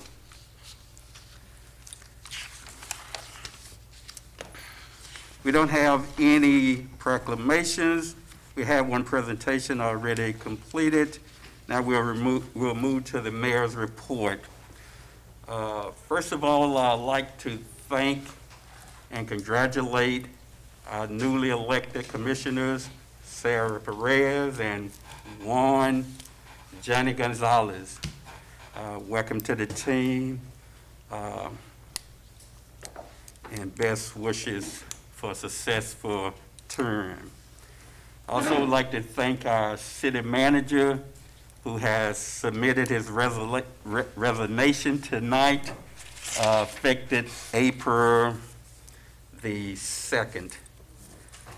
Thank you for your efforts and your work for the past 6 years, regardless of some public impression, as far as being able to move this city forward. I, as mayor, certainly think you have done that admirably, not dismissing any clouds that may have lingered, but just work performance on its own. I think you have done a great job, and I wish you well in your future endeavors.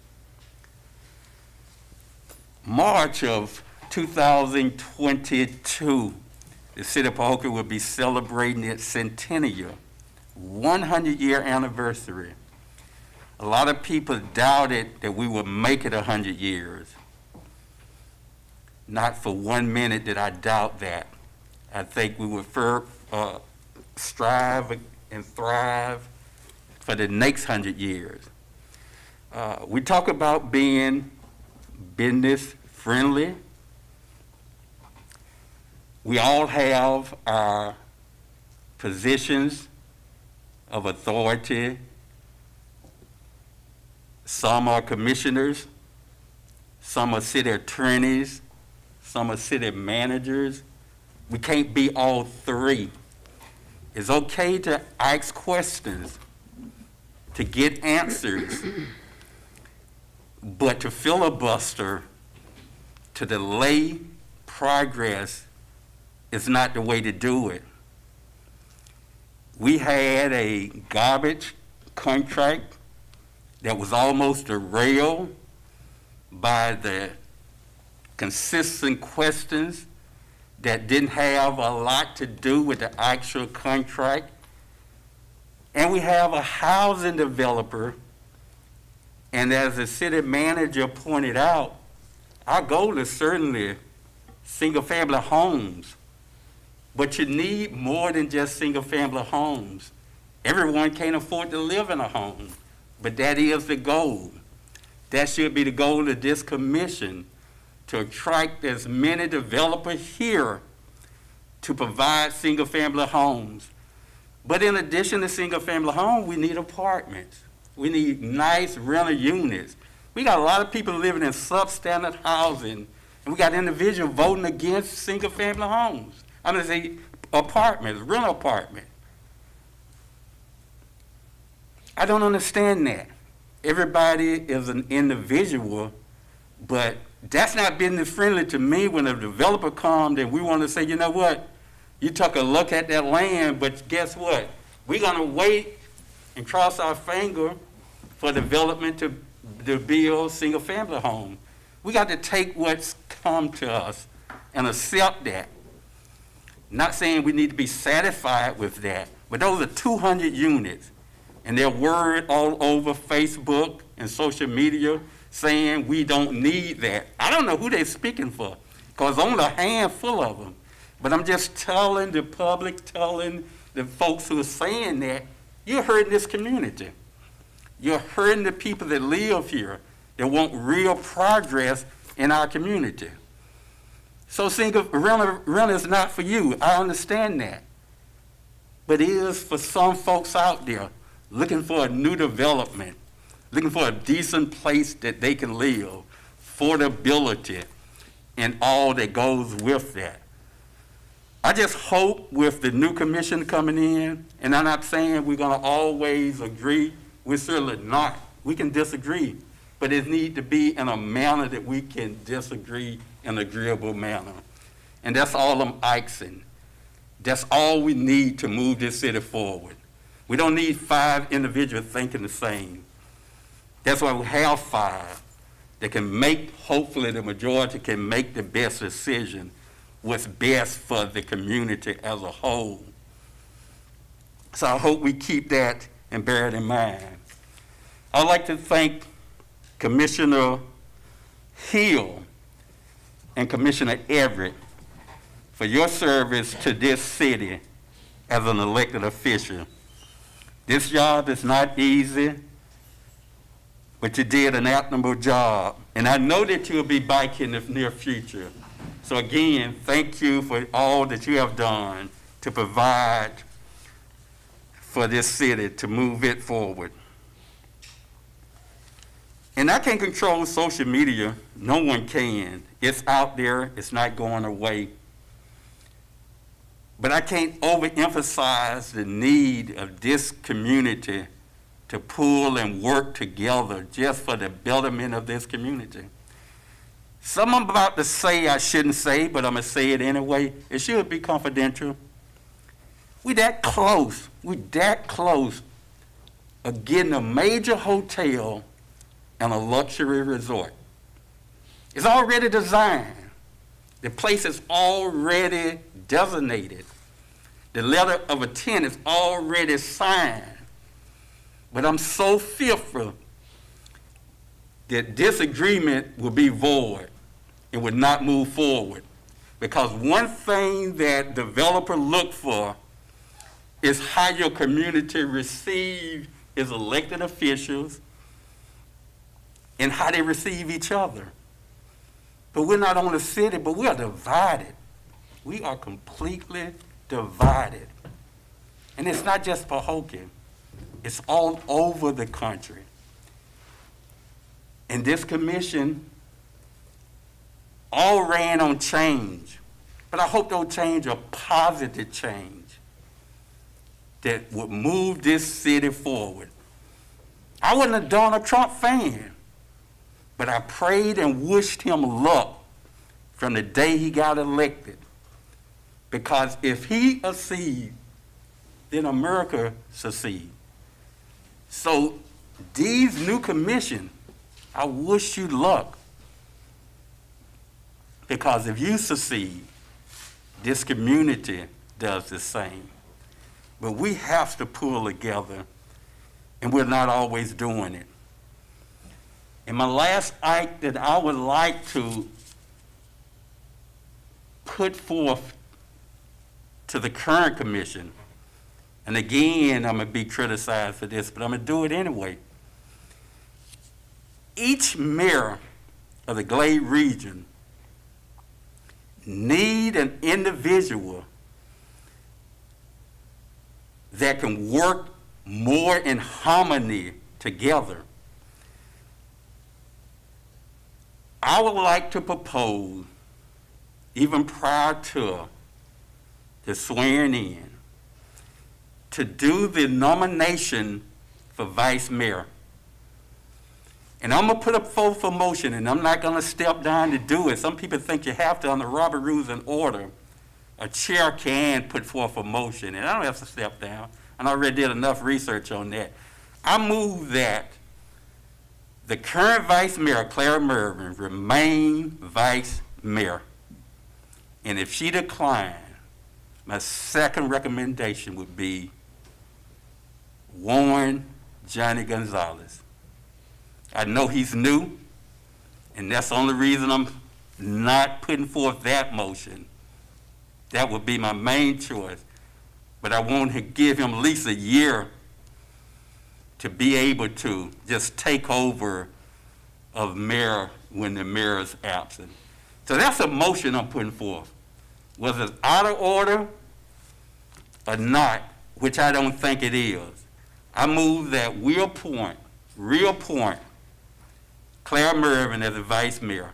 Belglade and South Bay have had the same mayor, vice mayor, for at least 5 years plus. And that's my motion. Can I get a second? I'll second, if I can second. Second. Okay.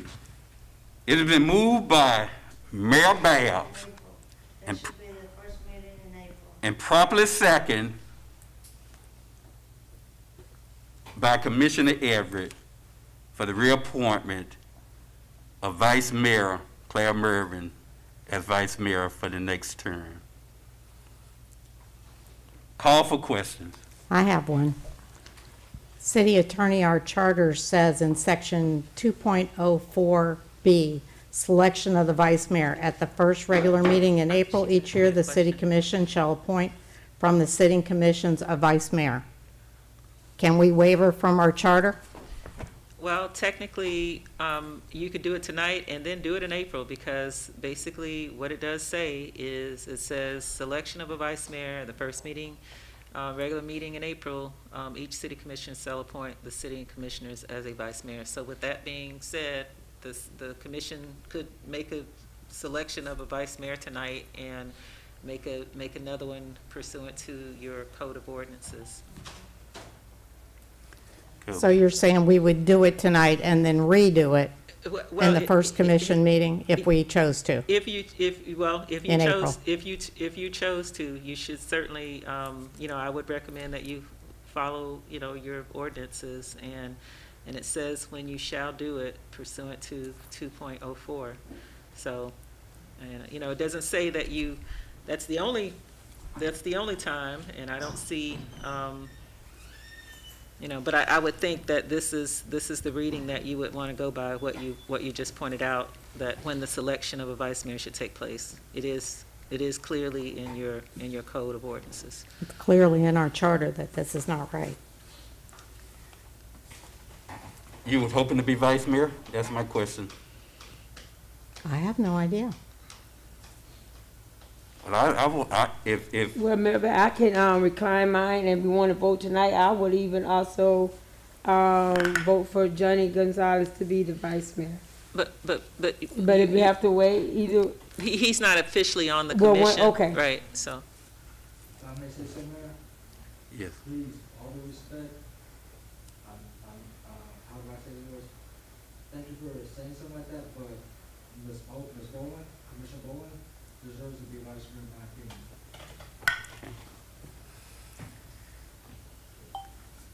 And in my opinion, I second it. okay. Got a motion and a second on the floor. Thank you. Got a motion and a second on the floor. Hearing no additional question, roll call.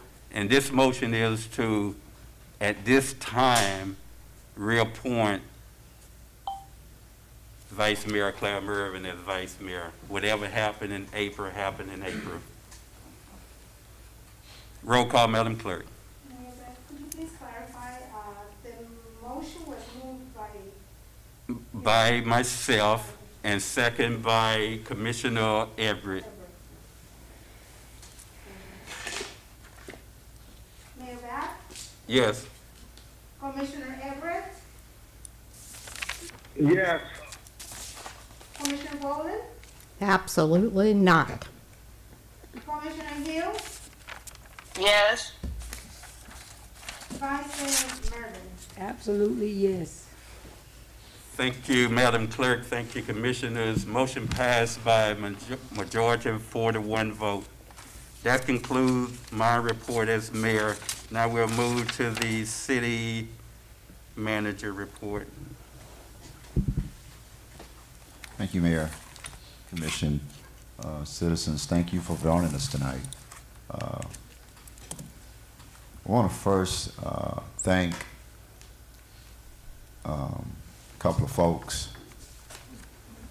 You know, in 2014, we had an opening here for a city manager, and that selection committee, probably out of almost 75 to 100 candidates, selected 3 candidates, and ultimately I was provided the opportunity to come to the city of Pahokee.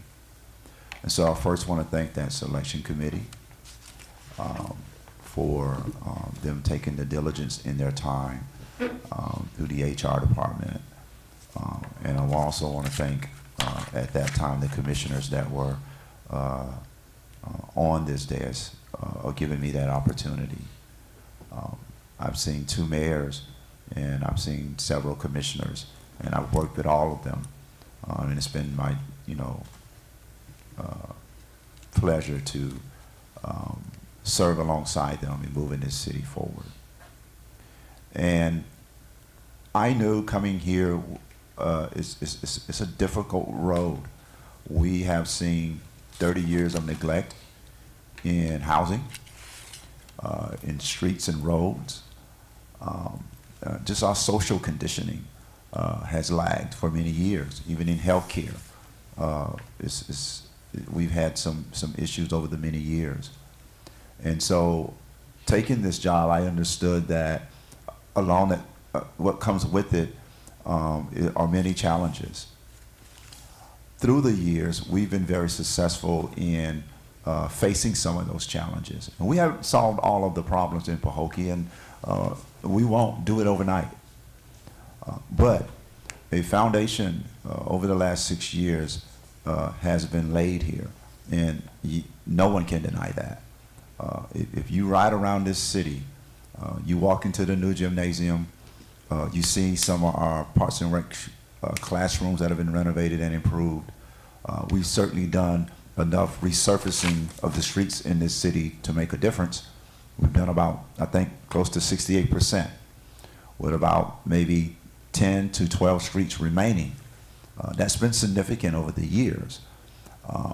We have rebranded the messaging for the city of Pahokee. We have recalibrated our relationships with Tallahassee, and that has been bearing fruit for us for 5 consecutive years. We've collected and been awarded, including Barfield Highway that's about to get started, close to $12.9 million. And if anybody would do the research on small cities that can go to Tallahassee and do that, I ask you to pinpoint who that is, because we did it. This administration did that. And it will bear fruit for the next 18 months here in Barfield Highway, and soon, McClure Road, which is $1 million award that we got with $950,000, somewhere in that area, just this past November. So the relationships that have been built here with our external audience will continue to bear fruit for this community. It's not going to make us look like the Taj Mahal tomorrow. That's a fact. But what it does is something that the mayor just relayed to you, and that is the interest of private investors coming to this community because they see the activity. They recognize the activity and where this city is going. And that is what this administration has been trying to introduce to the world, is this city is moving. It is a location for economic development, for private investment, public-private partnerships. And it is a place where folks can live, play, and retire, and raise their kids. That's what we have been trying to promote in this city. In 2016, we started with Progress Pahokee. And under that theme, Progress Pahokee, that's where all of these projects come from over the years. Every time we talked about a project in this city, you would hear the theme, Progress Pahokee. We've been progressing in this city slowly, to some not quick enough, and that's okay. What we have been trying to do and successfully have achieved is the relationships for the external audiences to come to this city. And the mayor is also right again about some of those projects that folks want to bring to this community to make it a thriving economic engine. Our marina, and hopefully, that part will be approved by the BOT, Board of Trustees, after session has concluded, will play a major part in moving this city forward. And that can't go unrecognized. We put in labor at the marina. Some feel it should be a lot more improvements, but we need a lot more money. When I came here, I said that marina needs at least at minimum $10 million for improvements. Well, we've gotten 3 thus far. And we need to continue on that path of getting more funding to continue improving the marina. So all of the milestones that we've reached over these years are foundations. They're foundations for this incoming commission to see where they can loan their advice and leadership to. It is a foundation where our city can point to what has occurred here over the last couple of years and build on that. And build on that as a community and as a collective body here in this chamber. That's important. The many successes that this administration has been able to achieve is not because of one person. I'm just one person. You have a financial department that has done wonders with our financial operations. And what do you mean by that? Well, when I got here in 2015 and when the financial director came in along a year later, our general operating was under $200,000. We now carry an ongoing operating balance above $700,000 to $800,000. Our credit rating, which we did not have in 2015, is much better today than it was 5 years ago. We had $10,000 in credit in 2015. It's over $100,000 now. That's a significant increase. And it says that, one, we're paying our bills on time. Two, our credit rating has increased. And three, the external audience believe in where this city is going. Now, you don't have to believe that. It's just there. It's in black and white. And we should be proud about that we have a functioning city that is fiscally sound. Last fiscal year, we carried a fund balance positively into the new fiscal year. What does that mean? That means we saved money in the previous year, and we're able to manage going into the new fiscal year with some additional dollars. We've done that consecutively as well. So that is, again, not one person. That is, the financial department, the directors, everyone managing appropriately. Now, I want to thank, each director in their departments over the years. I want to thank all those folks who used to work for the city of Pahokee, who are no longer with us, who've gone on to other endeavors. I also want to thank just the community as a whole in being patient and trying to understand what this vision was about, what Progress Pahokee is about, and what it will be in the future. I won't be here when East Main Street looks like the pictures in City Hall. But when that does occur, it's going to be because of a foundation, not just because of what this administration has put together, but all of you have worked together to create. And that's what this is about.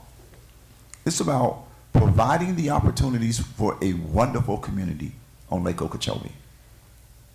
And we've had some outstanding leadership in this city, from the commissioners to the mayors over the years since I've been here, to the folks that cut the grass. We've had some wonderful, wonderful folks believing in this vision and this mission that we're on. And I want to thank everyone for supporting me in bringing that Progress Pahokee to life. Personally, I've endured, so much here, and I count that duration as an opportunity to learn, to grow, to get better, how to make more sound decisions, how to, work with a community, take the criticism and forge ahead, while at the same time keeping my eyes on building this city and making it a wonderful place for everyone.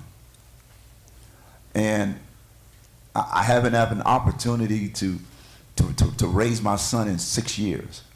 I negated that opportunity. I negated taking long vacations because this job meant so much to me in my heart. And I don't talk about, Chandler the Fourth. But he's just as spirited and just as, exciting in life as I am about this city. And I knew that as I continued on this path of working for this city, that, sometimes Dad wasn't going to be there. And I haven't been. But you've given back to me, the power to move forward, to do something better, with this profession that we call city managers in local government. And I can't repay you for that tonight. But I sincerely appreciate, what this time has meant to me in my life.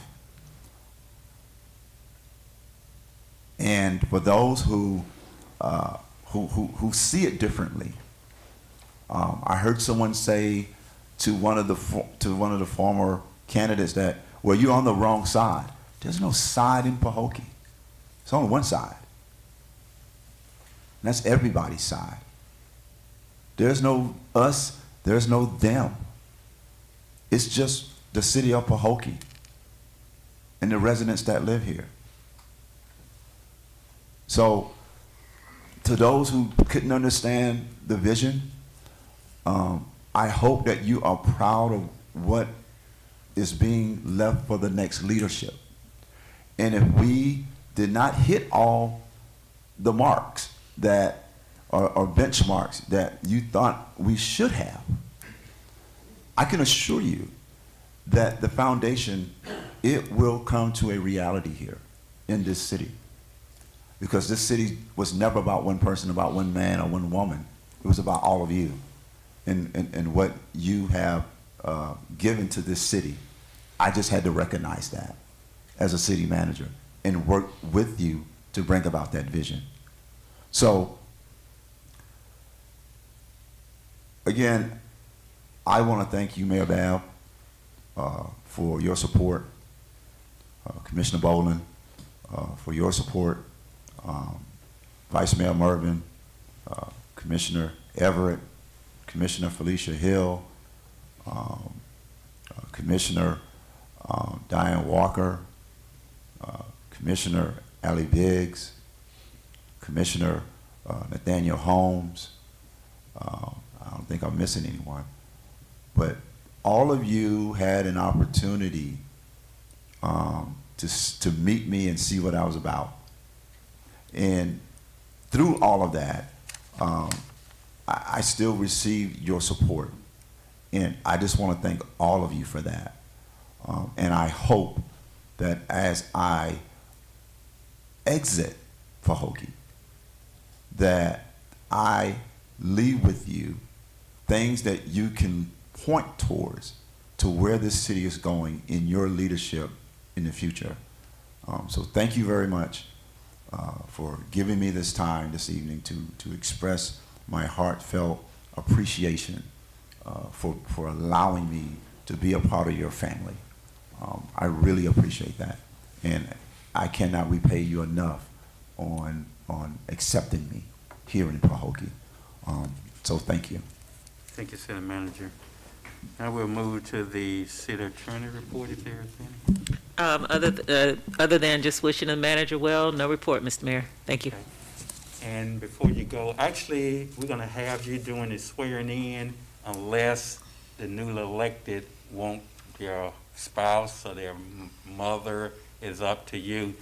The reason I'm mentioning that, if you don't have it up, you need to look it up, the oath, that it can be shared if they so choose to have someone else read it for them.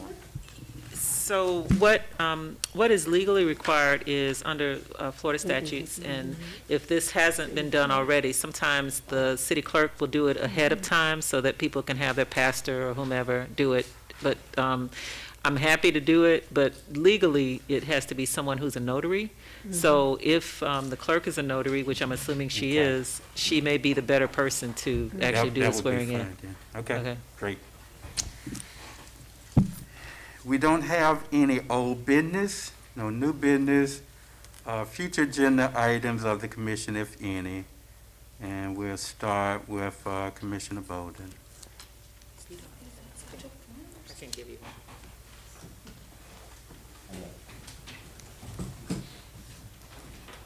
Yes, I'd like to make a motion that we put on the agenda for the next meeting to discuss directors' monthly reports to the commission.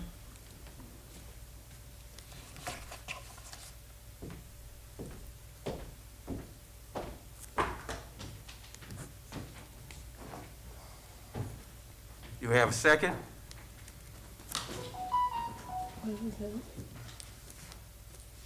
I'm sorry. Can we ask, when she monthly reports, like each director would come and give? Once a month, one would come Okay, and I'll say give. second on that. Okay. It's been moved by Commissioner Bolden and properly second by Vice Mayor Mervin to have on the next agenda, director's report. Well, Mr. Mayor, it would actually be a discussion. You all are going to talk about it on the next agenda. Right. Yes, sir.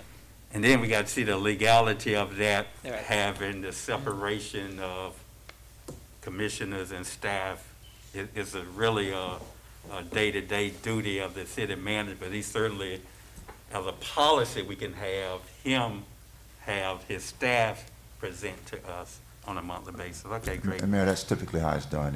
If the commission wants to hear specifically from a director on a department that is relayed to the city manager, and then the city manager goes back and indicates to that director that a report for that department is required at, you know, a next meeting or a specific meeting. So that's typically the protocol in county, city, you know, commission, city manager, form of government. It's not a direct request, but it has to go through the city manager. So you're correct. Okay. So, City Attorney, maybe you can just give us a little, not now, but just saying some background for the next meeting to help with our decision on moving this forward if we so choose to do. So, call for a vote. Roll call, Madam Clerk. Commissioner Boland, Yes. Vice Mayor Mervin, Yes. Commissioner Everett, Yeah, they got. Commissioner Hill, Yes.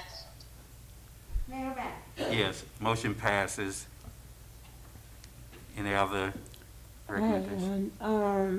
I know in the past that we've talked about, we used to have a 501c3 for the city, that we can talk about reestablishing a 501c3 for the city. And also, or have to do individual, or you just give them all out? I have more than one. Individual, Individual, yes. so that'll be. What was your To recommendation for a reestablish, topic? to see about reestablishing our 501c3 for the city.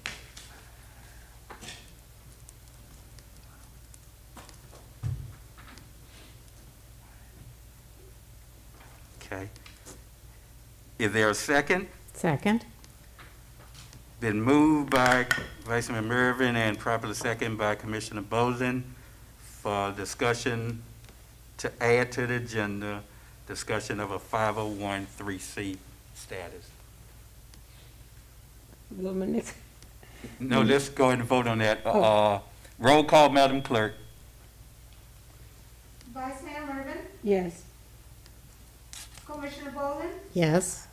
Commissioner Everett, Yes. Commissioner Hill, Yes. Mayor Bell. Yes, motion passes by unanimous vote. And the next one, I don't want to take over. And the next one, I don't know how we do this. I guess it gets the city attorney. That since we will accept the resignation of our city manager, I know he's put it in for tonight, that we have to now direct our city human resource, I guess, to put out for RFP, however they do for, you know, seeking another city manager for the city of Pahokee. Job advertisement. Yeah. So we need to direct our human resource to put. You guys have an idea how long you want that to be out? 30, How long? 60, 90? I would say between 60 to 90 days, I would say. I think that, Yeah. 60 or 90? 60. It goes 60 days. Okay. We'll put it on, we'll nationally advertised. Okay. They have to vote on that too? Yes, ma'am, each one separately. Okay. Did we get a second on advertising for a city manager for 60 days? Yes. Commissioner Second. Boland. Call for a vote. Roll call, Madam Clerk. Vice Mayor Mervin, Yes. Commissioner Boland, Yes. Commissioner Everett, Yes. Commissioner Hill, Yes. Mayor Bell. Yes. Okay, the last one, and then I'm done. Also, on that note, as of April the 2nd, he said would be his last day. Now, with that being said, we would need an interim city manager to sit in that. So, do we put that on the agenda also to, how do that forward to point, Yeah, we can. interim city manager in the meantime?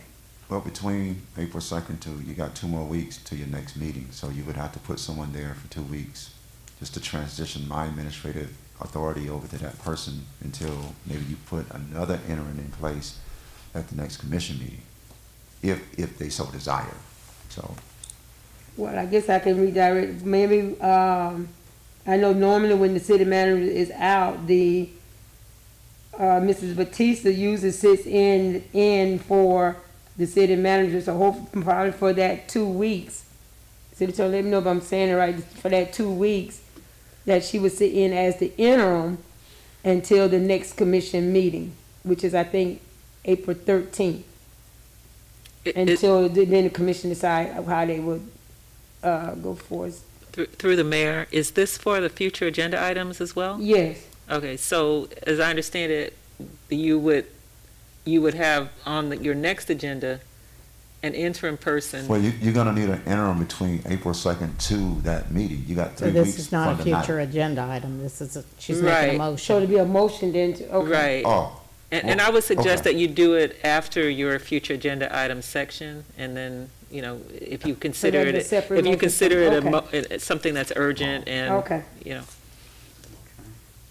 Okay, that's it. Yeah. Commissioner Everett, you do have an opportunity if you want to see something on the next agenda. If it can get a majority vote, it will be placed on there for discussion. You have anything?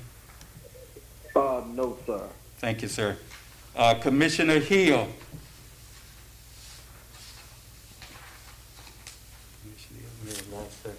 Okay, and lastly, I would like to have on our future agenda item, the Charter Review Committee appointments.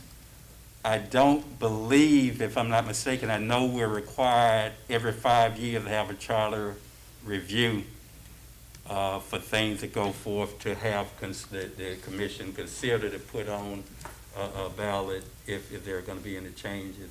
So I don't know if we done met that I requirement. think you have You one have. more year. Huh? I think you have one more year. So when 2023. when did you think we had it? That was 2018. Yeah. We had Was one it in 2018? Mm-hmm. No, but that was when it was due, is 2018, and now the next one is due in 2023. Correct. Okay.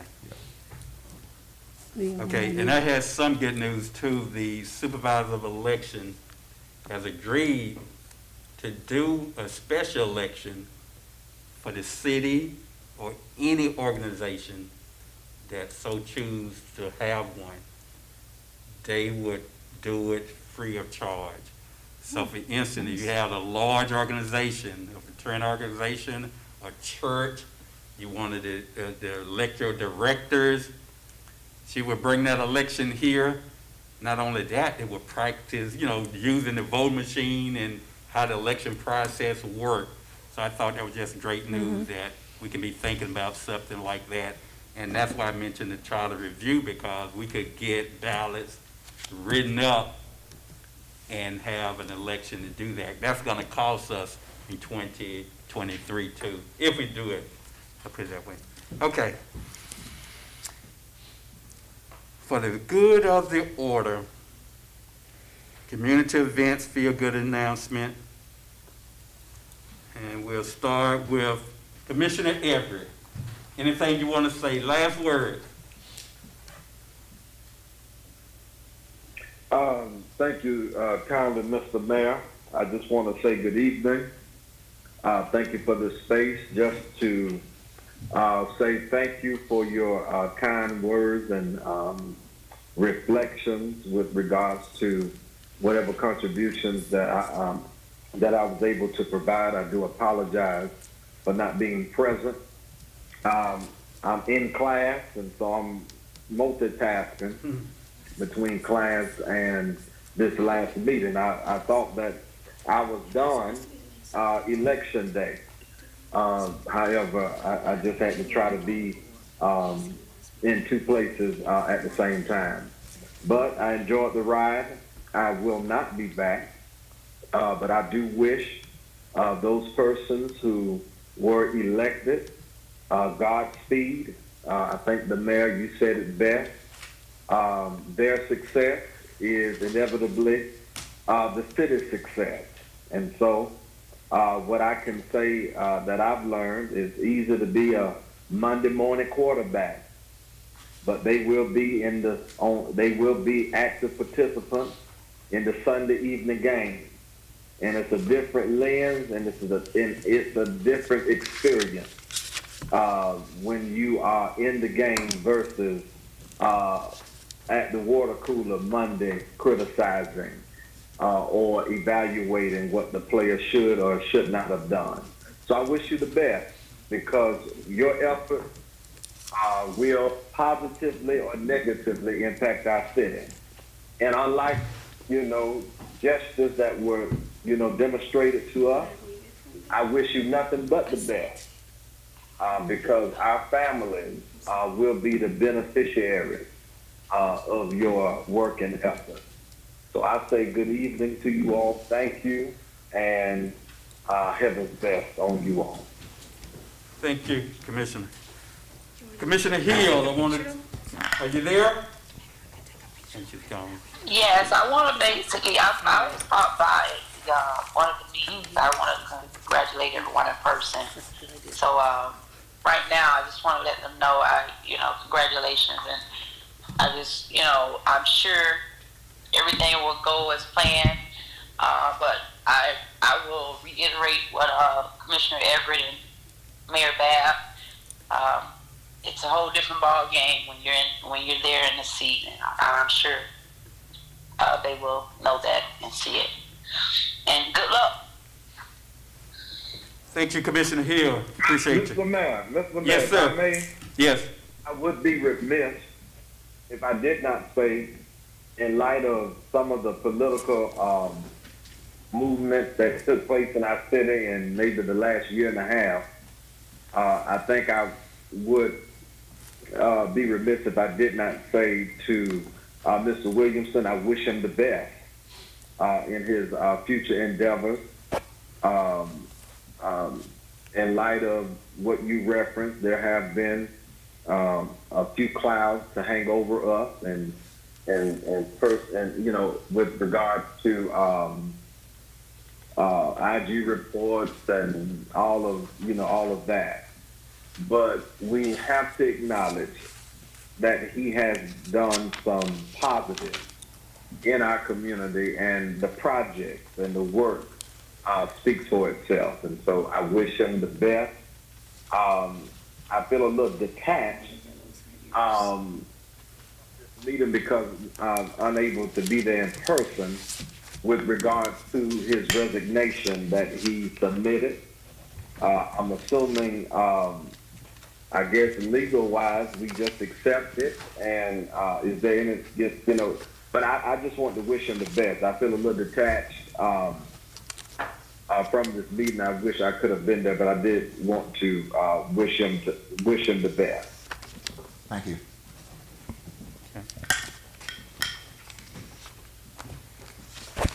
And Commissioner Bowling. Earlier, someone was speaking about the 100-year anniversary for Pahokee. It's not that far off. As you all know, I'm also the executive director for the Chamber of Commerce. And feel-good kind of announcement, we are having some things that are going to happen in the city monthly to kick off until our big event next year in 2022, March, to celebrate our 100-year anniversary. So to start this kickoff, we have decided that we will do a beard contest for the men in Pahokee. And to enter the contest, all you need to do is snap a selfie of yourself, call us, send in the selfie, fill out the application. It's a $20 fee to enter.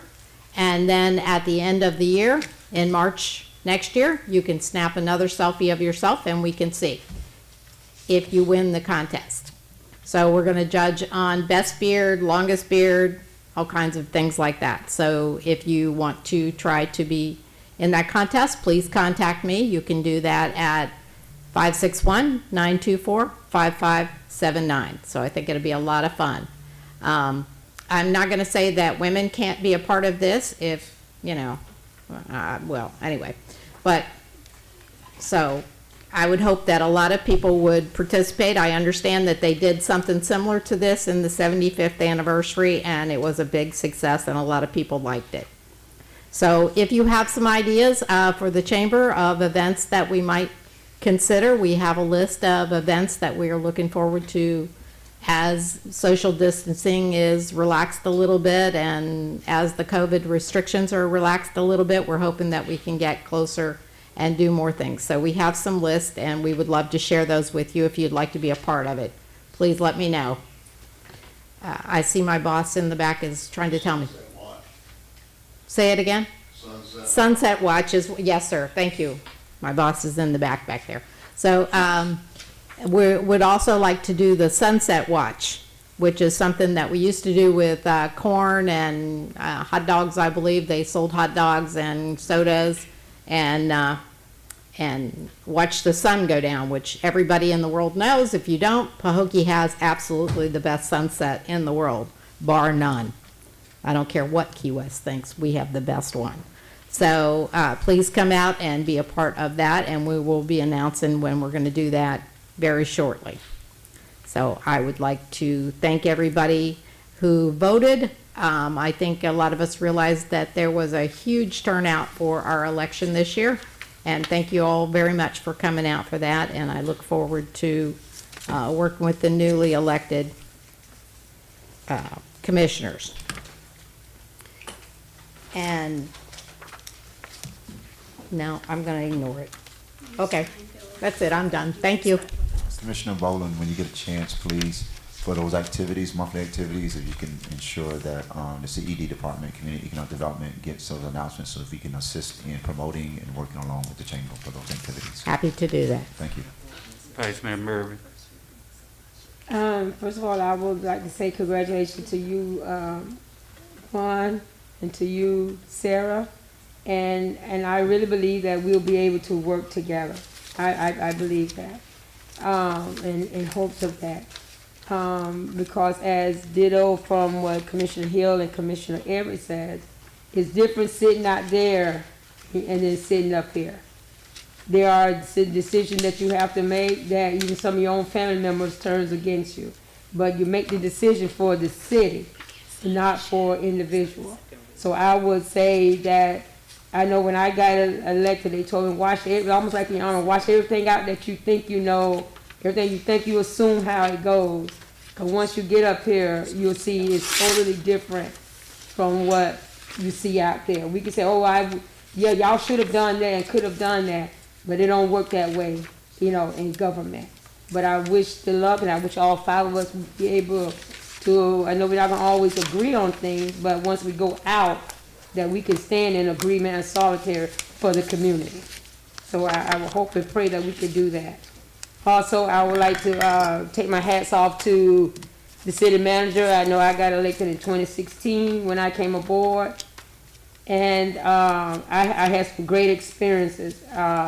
He showed me a lot in Tallahassee.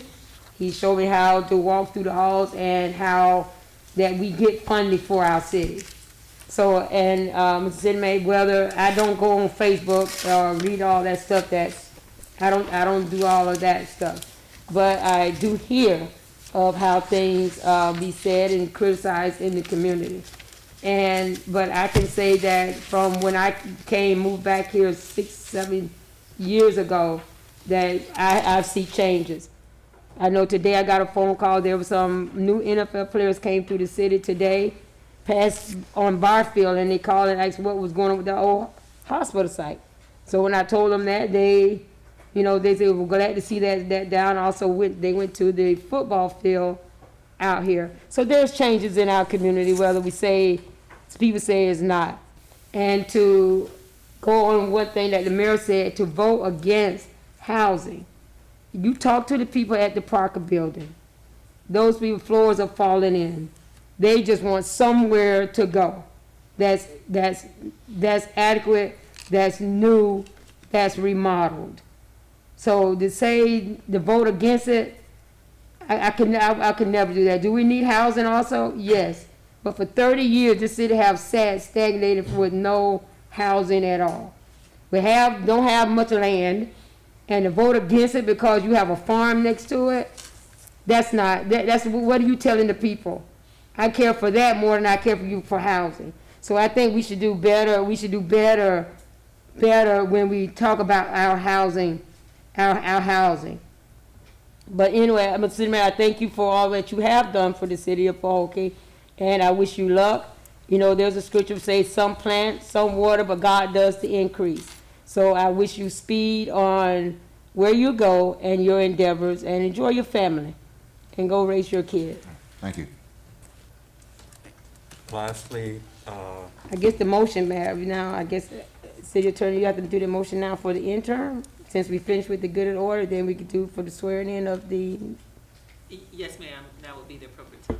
So, so I make a motion that we would direct staff, this one would be, I make a motion that we would, after April the 2nd, allow Ms. Batista, if she would accept, to sit as the interim until the April 13th meeting. That would be the motion. okay. Yeah, but also have to talk the compensation for those 2 weeks for that interim as well. That's the desire of the commission, however.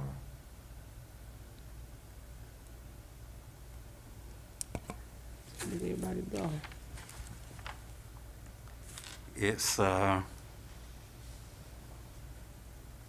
we have to put a ceiling on that. It can't be open-ended. Well, customarily, you know, you're talking maybe 10 or 15% increase or whatever during that time. Yeah, but that's up to the commission. What's your thoughts on that? We definitely need a ceiling. We can't go in there and say she's gonna get $100,000. You know, I mean. In the same token, we're gonna have to direct the city attorney, I imagine, need to be involved, the finance director and human service, possibly the mayor. We got to approve the payout for the city manager. You know, you can't have where somebody say that he has, I'm just using it and I hate to bring it up, but 2,000 hours. We got to show some documentation, some proof, what's being paid out and the reason for behind the payout, whatever it is. Mr. Mayor, if you are directing me to be a part of that, I would ask for more direction in terms of payout based on what, and you know, and maybe it gets a final approval. Instance, yes, or sick and vacation. We know that he gets his sick and vacation, but we need to determine and have at least a record of how many sick days right. and how many vacation days. Mr. Mayor, I wouldn't be able to do that. I mean, that's going to be based on the information that you all have with your finance department, whatever you have with your city. I mean, you know what I mean? I wouldn't be able to determine that. And thank you for having that. No, what I'm saying, I don't think, I wasn't saying you 100%, right. but you would be kind of involved, at least to look over some of the records or what's being presented. I can have HR just center the current sick and vacation, because that's all it is. It's nothing else. So we got an accurate account. It hasn't changed much. So she actually has already done it. I probably should have brought it with me, but I can send it to you in the morning. You'll know exactly what it is in the payout. So. Well, let me suggest this, if I may, Mr. Mayor. Within 30 days, you will have another meeting, right? And so perhaps he can compile the information for you all to be considered as a part of a resolution for the payout, because you know what I mean, I don't want to be in the middle of that. I don't know. Well, I know there was an issue with the IG report, and I don't want, you know what I mean, and I don't know how that issue was resolved, and it was mentioned in the IG report. And so thank you for having that confidence in me, but I don't know what to even start to base it upon, and I don't know what they, you know, so he would have to share a whole lot of information with me for me to have to be over that process. My last day is April 2nd, and you know, per the contract, when I resign, you just pay me my sick and leave in that lump sum. That's it, and I can have that in the morning for you. I can't be here 30 days, so, and I don't want to hold up the transition of who you need to put in place. That wouldn't be fair to leadership. So I'll get that information. And I'm not suggesting that he's here for 30 days. I'm just saying that you have another meeting in 2 weeks. Right. And you could have the final payout on the next Yeah. city Because I commission want- meeting. Yeah, So I want- everybody, Put on so the it's next transparent, agenda. everybody Yeah. understands it, everybody sees it. Yeah, Yeah. I want that as part of our record, that we actually approve that final payout. Right. So then Yeah. you should just put it on for a future agenda item. And we can do that too. I move that we add the city manager payout on our next agenda for approval of the city manager payout discussion, or whatever you want to call it. A second. Been moved by the mayor, second by the vice mayor. Roll call, Madam Clerk.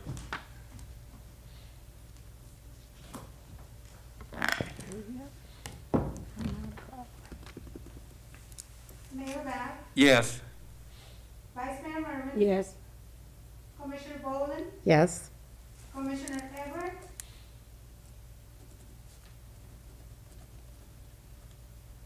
Commissioner Everett, You better come. Commissioner Hill,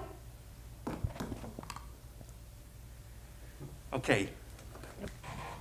This meeting is adjourned. We're gonna do the swearing in. My suggestion is for seating, you can do it in where you're gonna be sitting at. You can do it as a group together or individually. It's up to you all.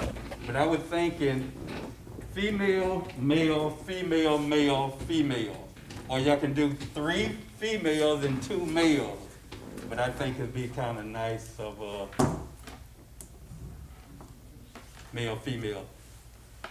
Those are your 2 seats. How y'all wanna do it, together or individually? Some city commission do it as a group by doing your name, some just do it individually.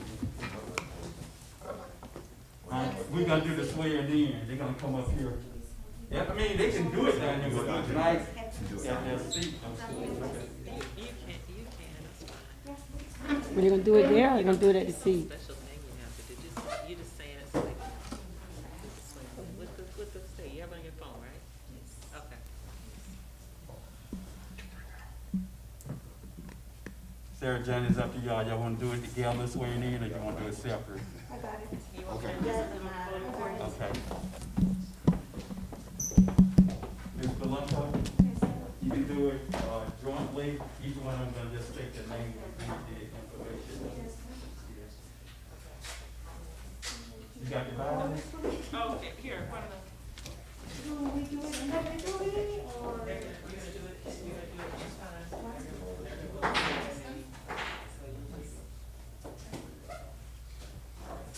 So you're gonna repeat after me? I thought you were gonna do it together. Hold on a second. Hold on a second. Do it separate? Oh, that's best, then we know about one by one. Okay, I don't need this phone anymore. I'm sorry. I'll get it. I'll get it. Why don't you give, why don't you give me the other mic? Okay, just repeat after me.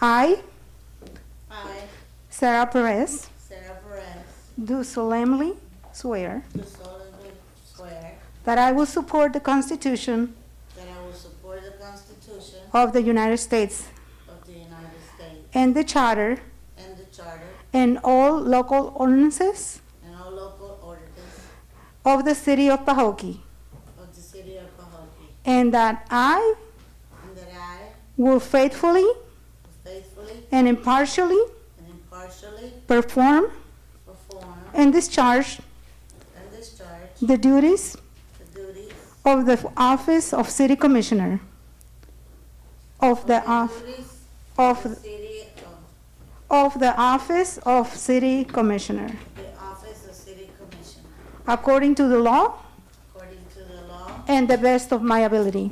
and to the best of my ability. So help me God. So help me God. All right. Thank you.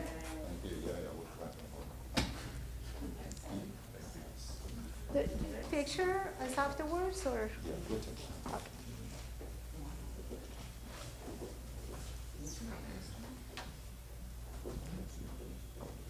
Hold it and hit it.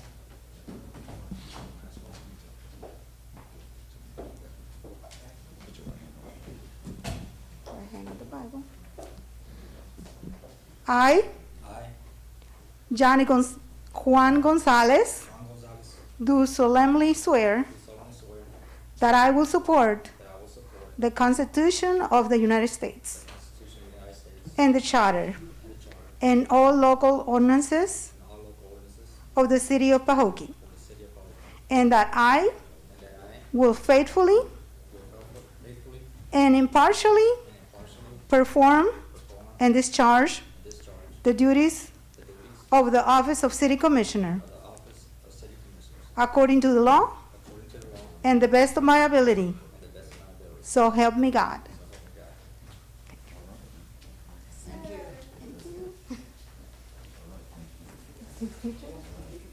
Didn't mention it, but we're gonna have an orientation presented by the city attorney within the next week.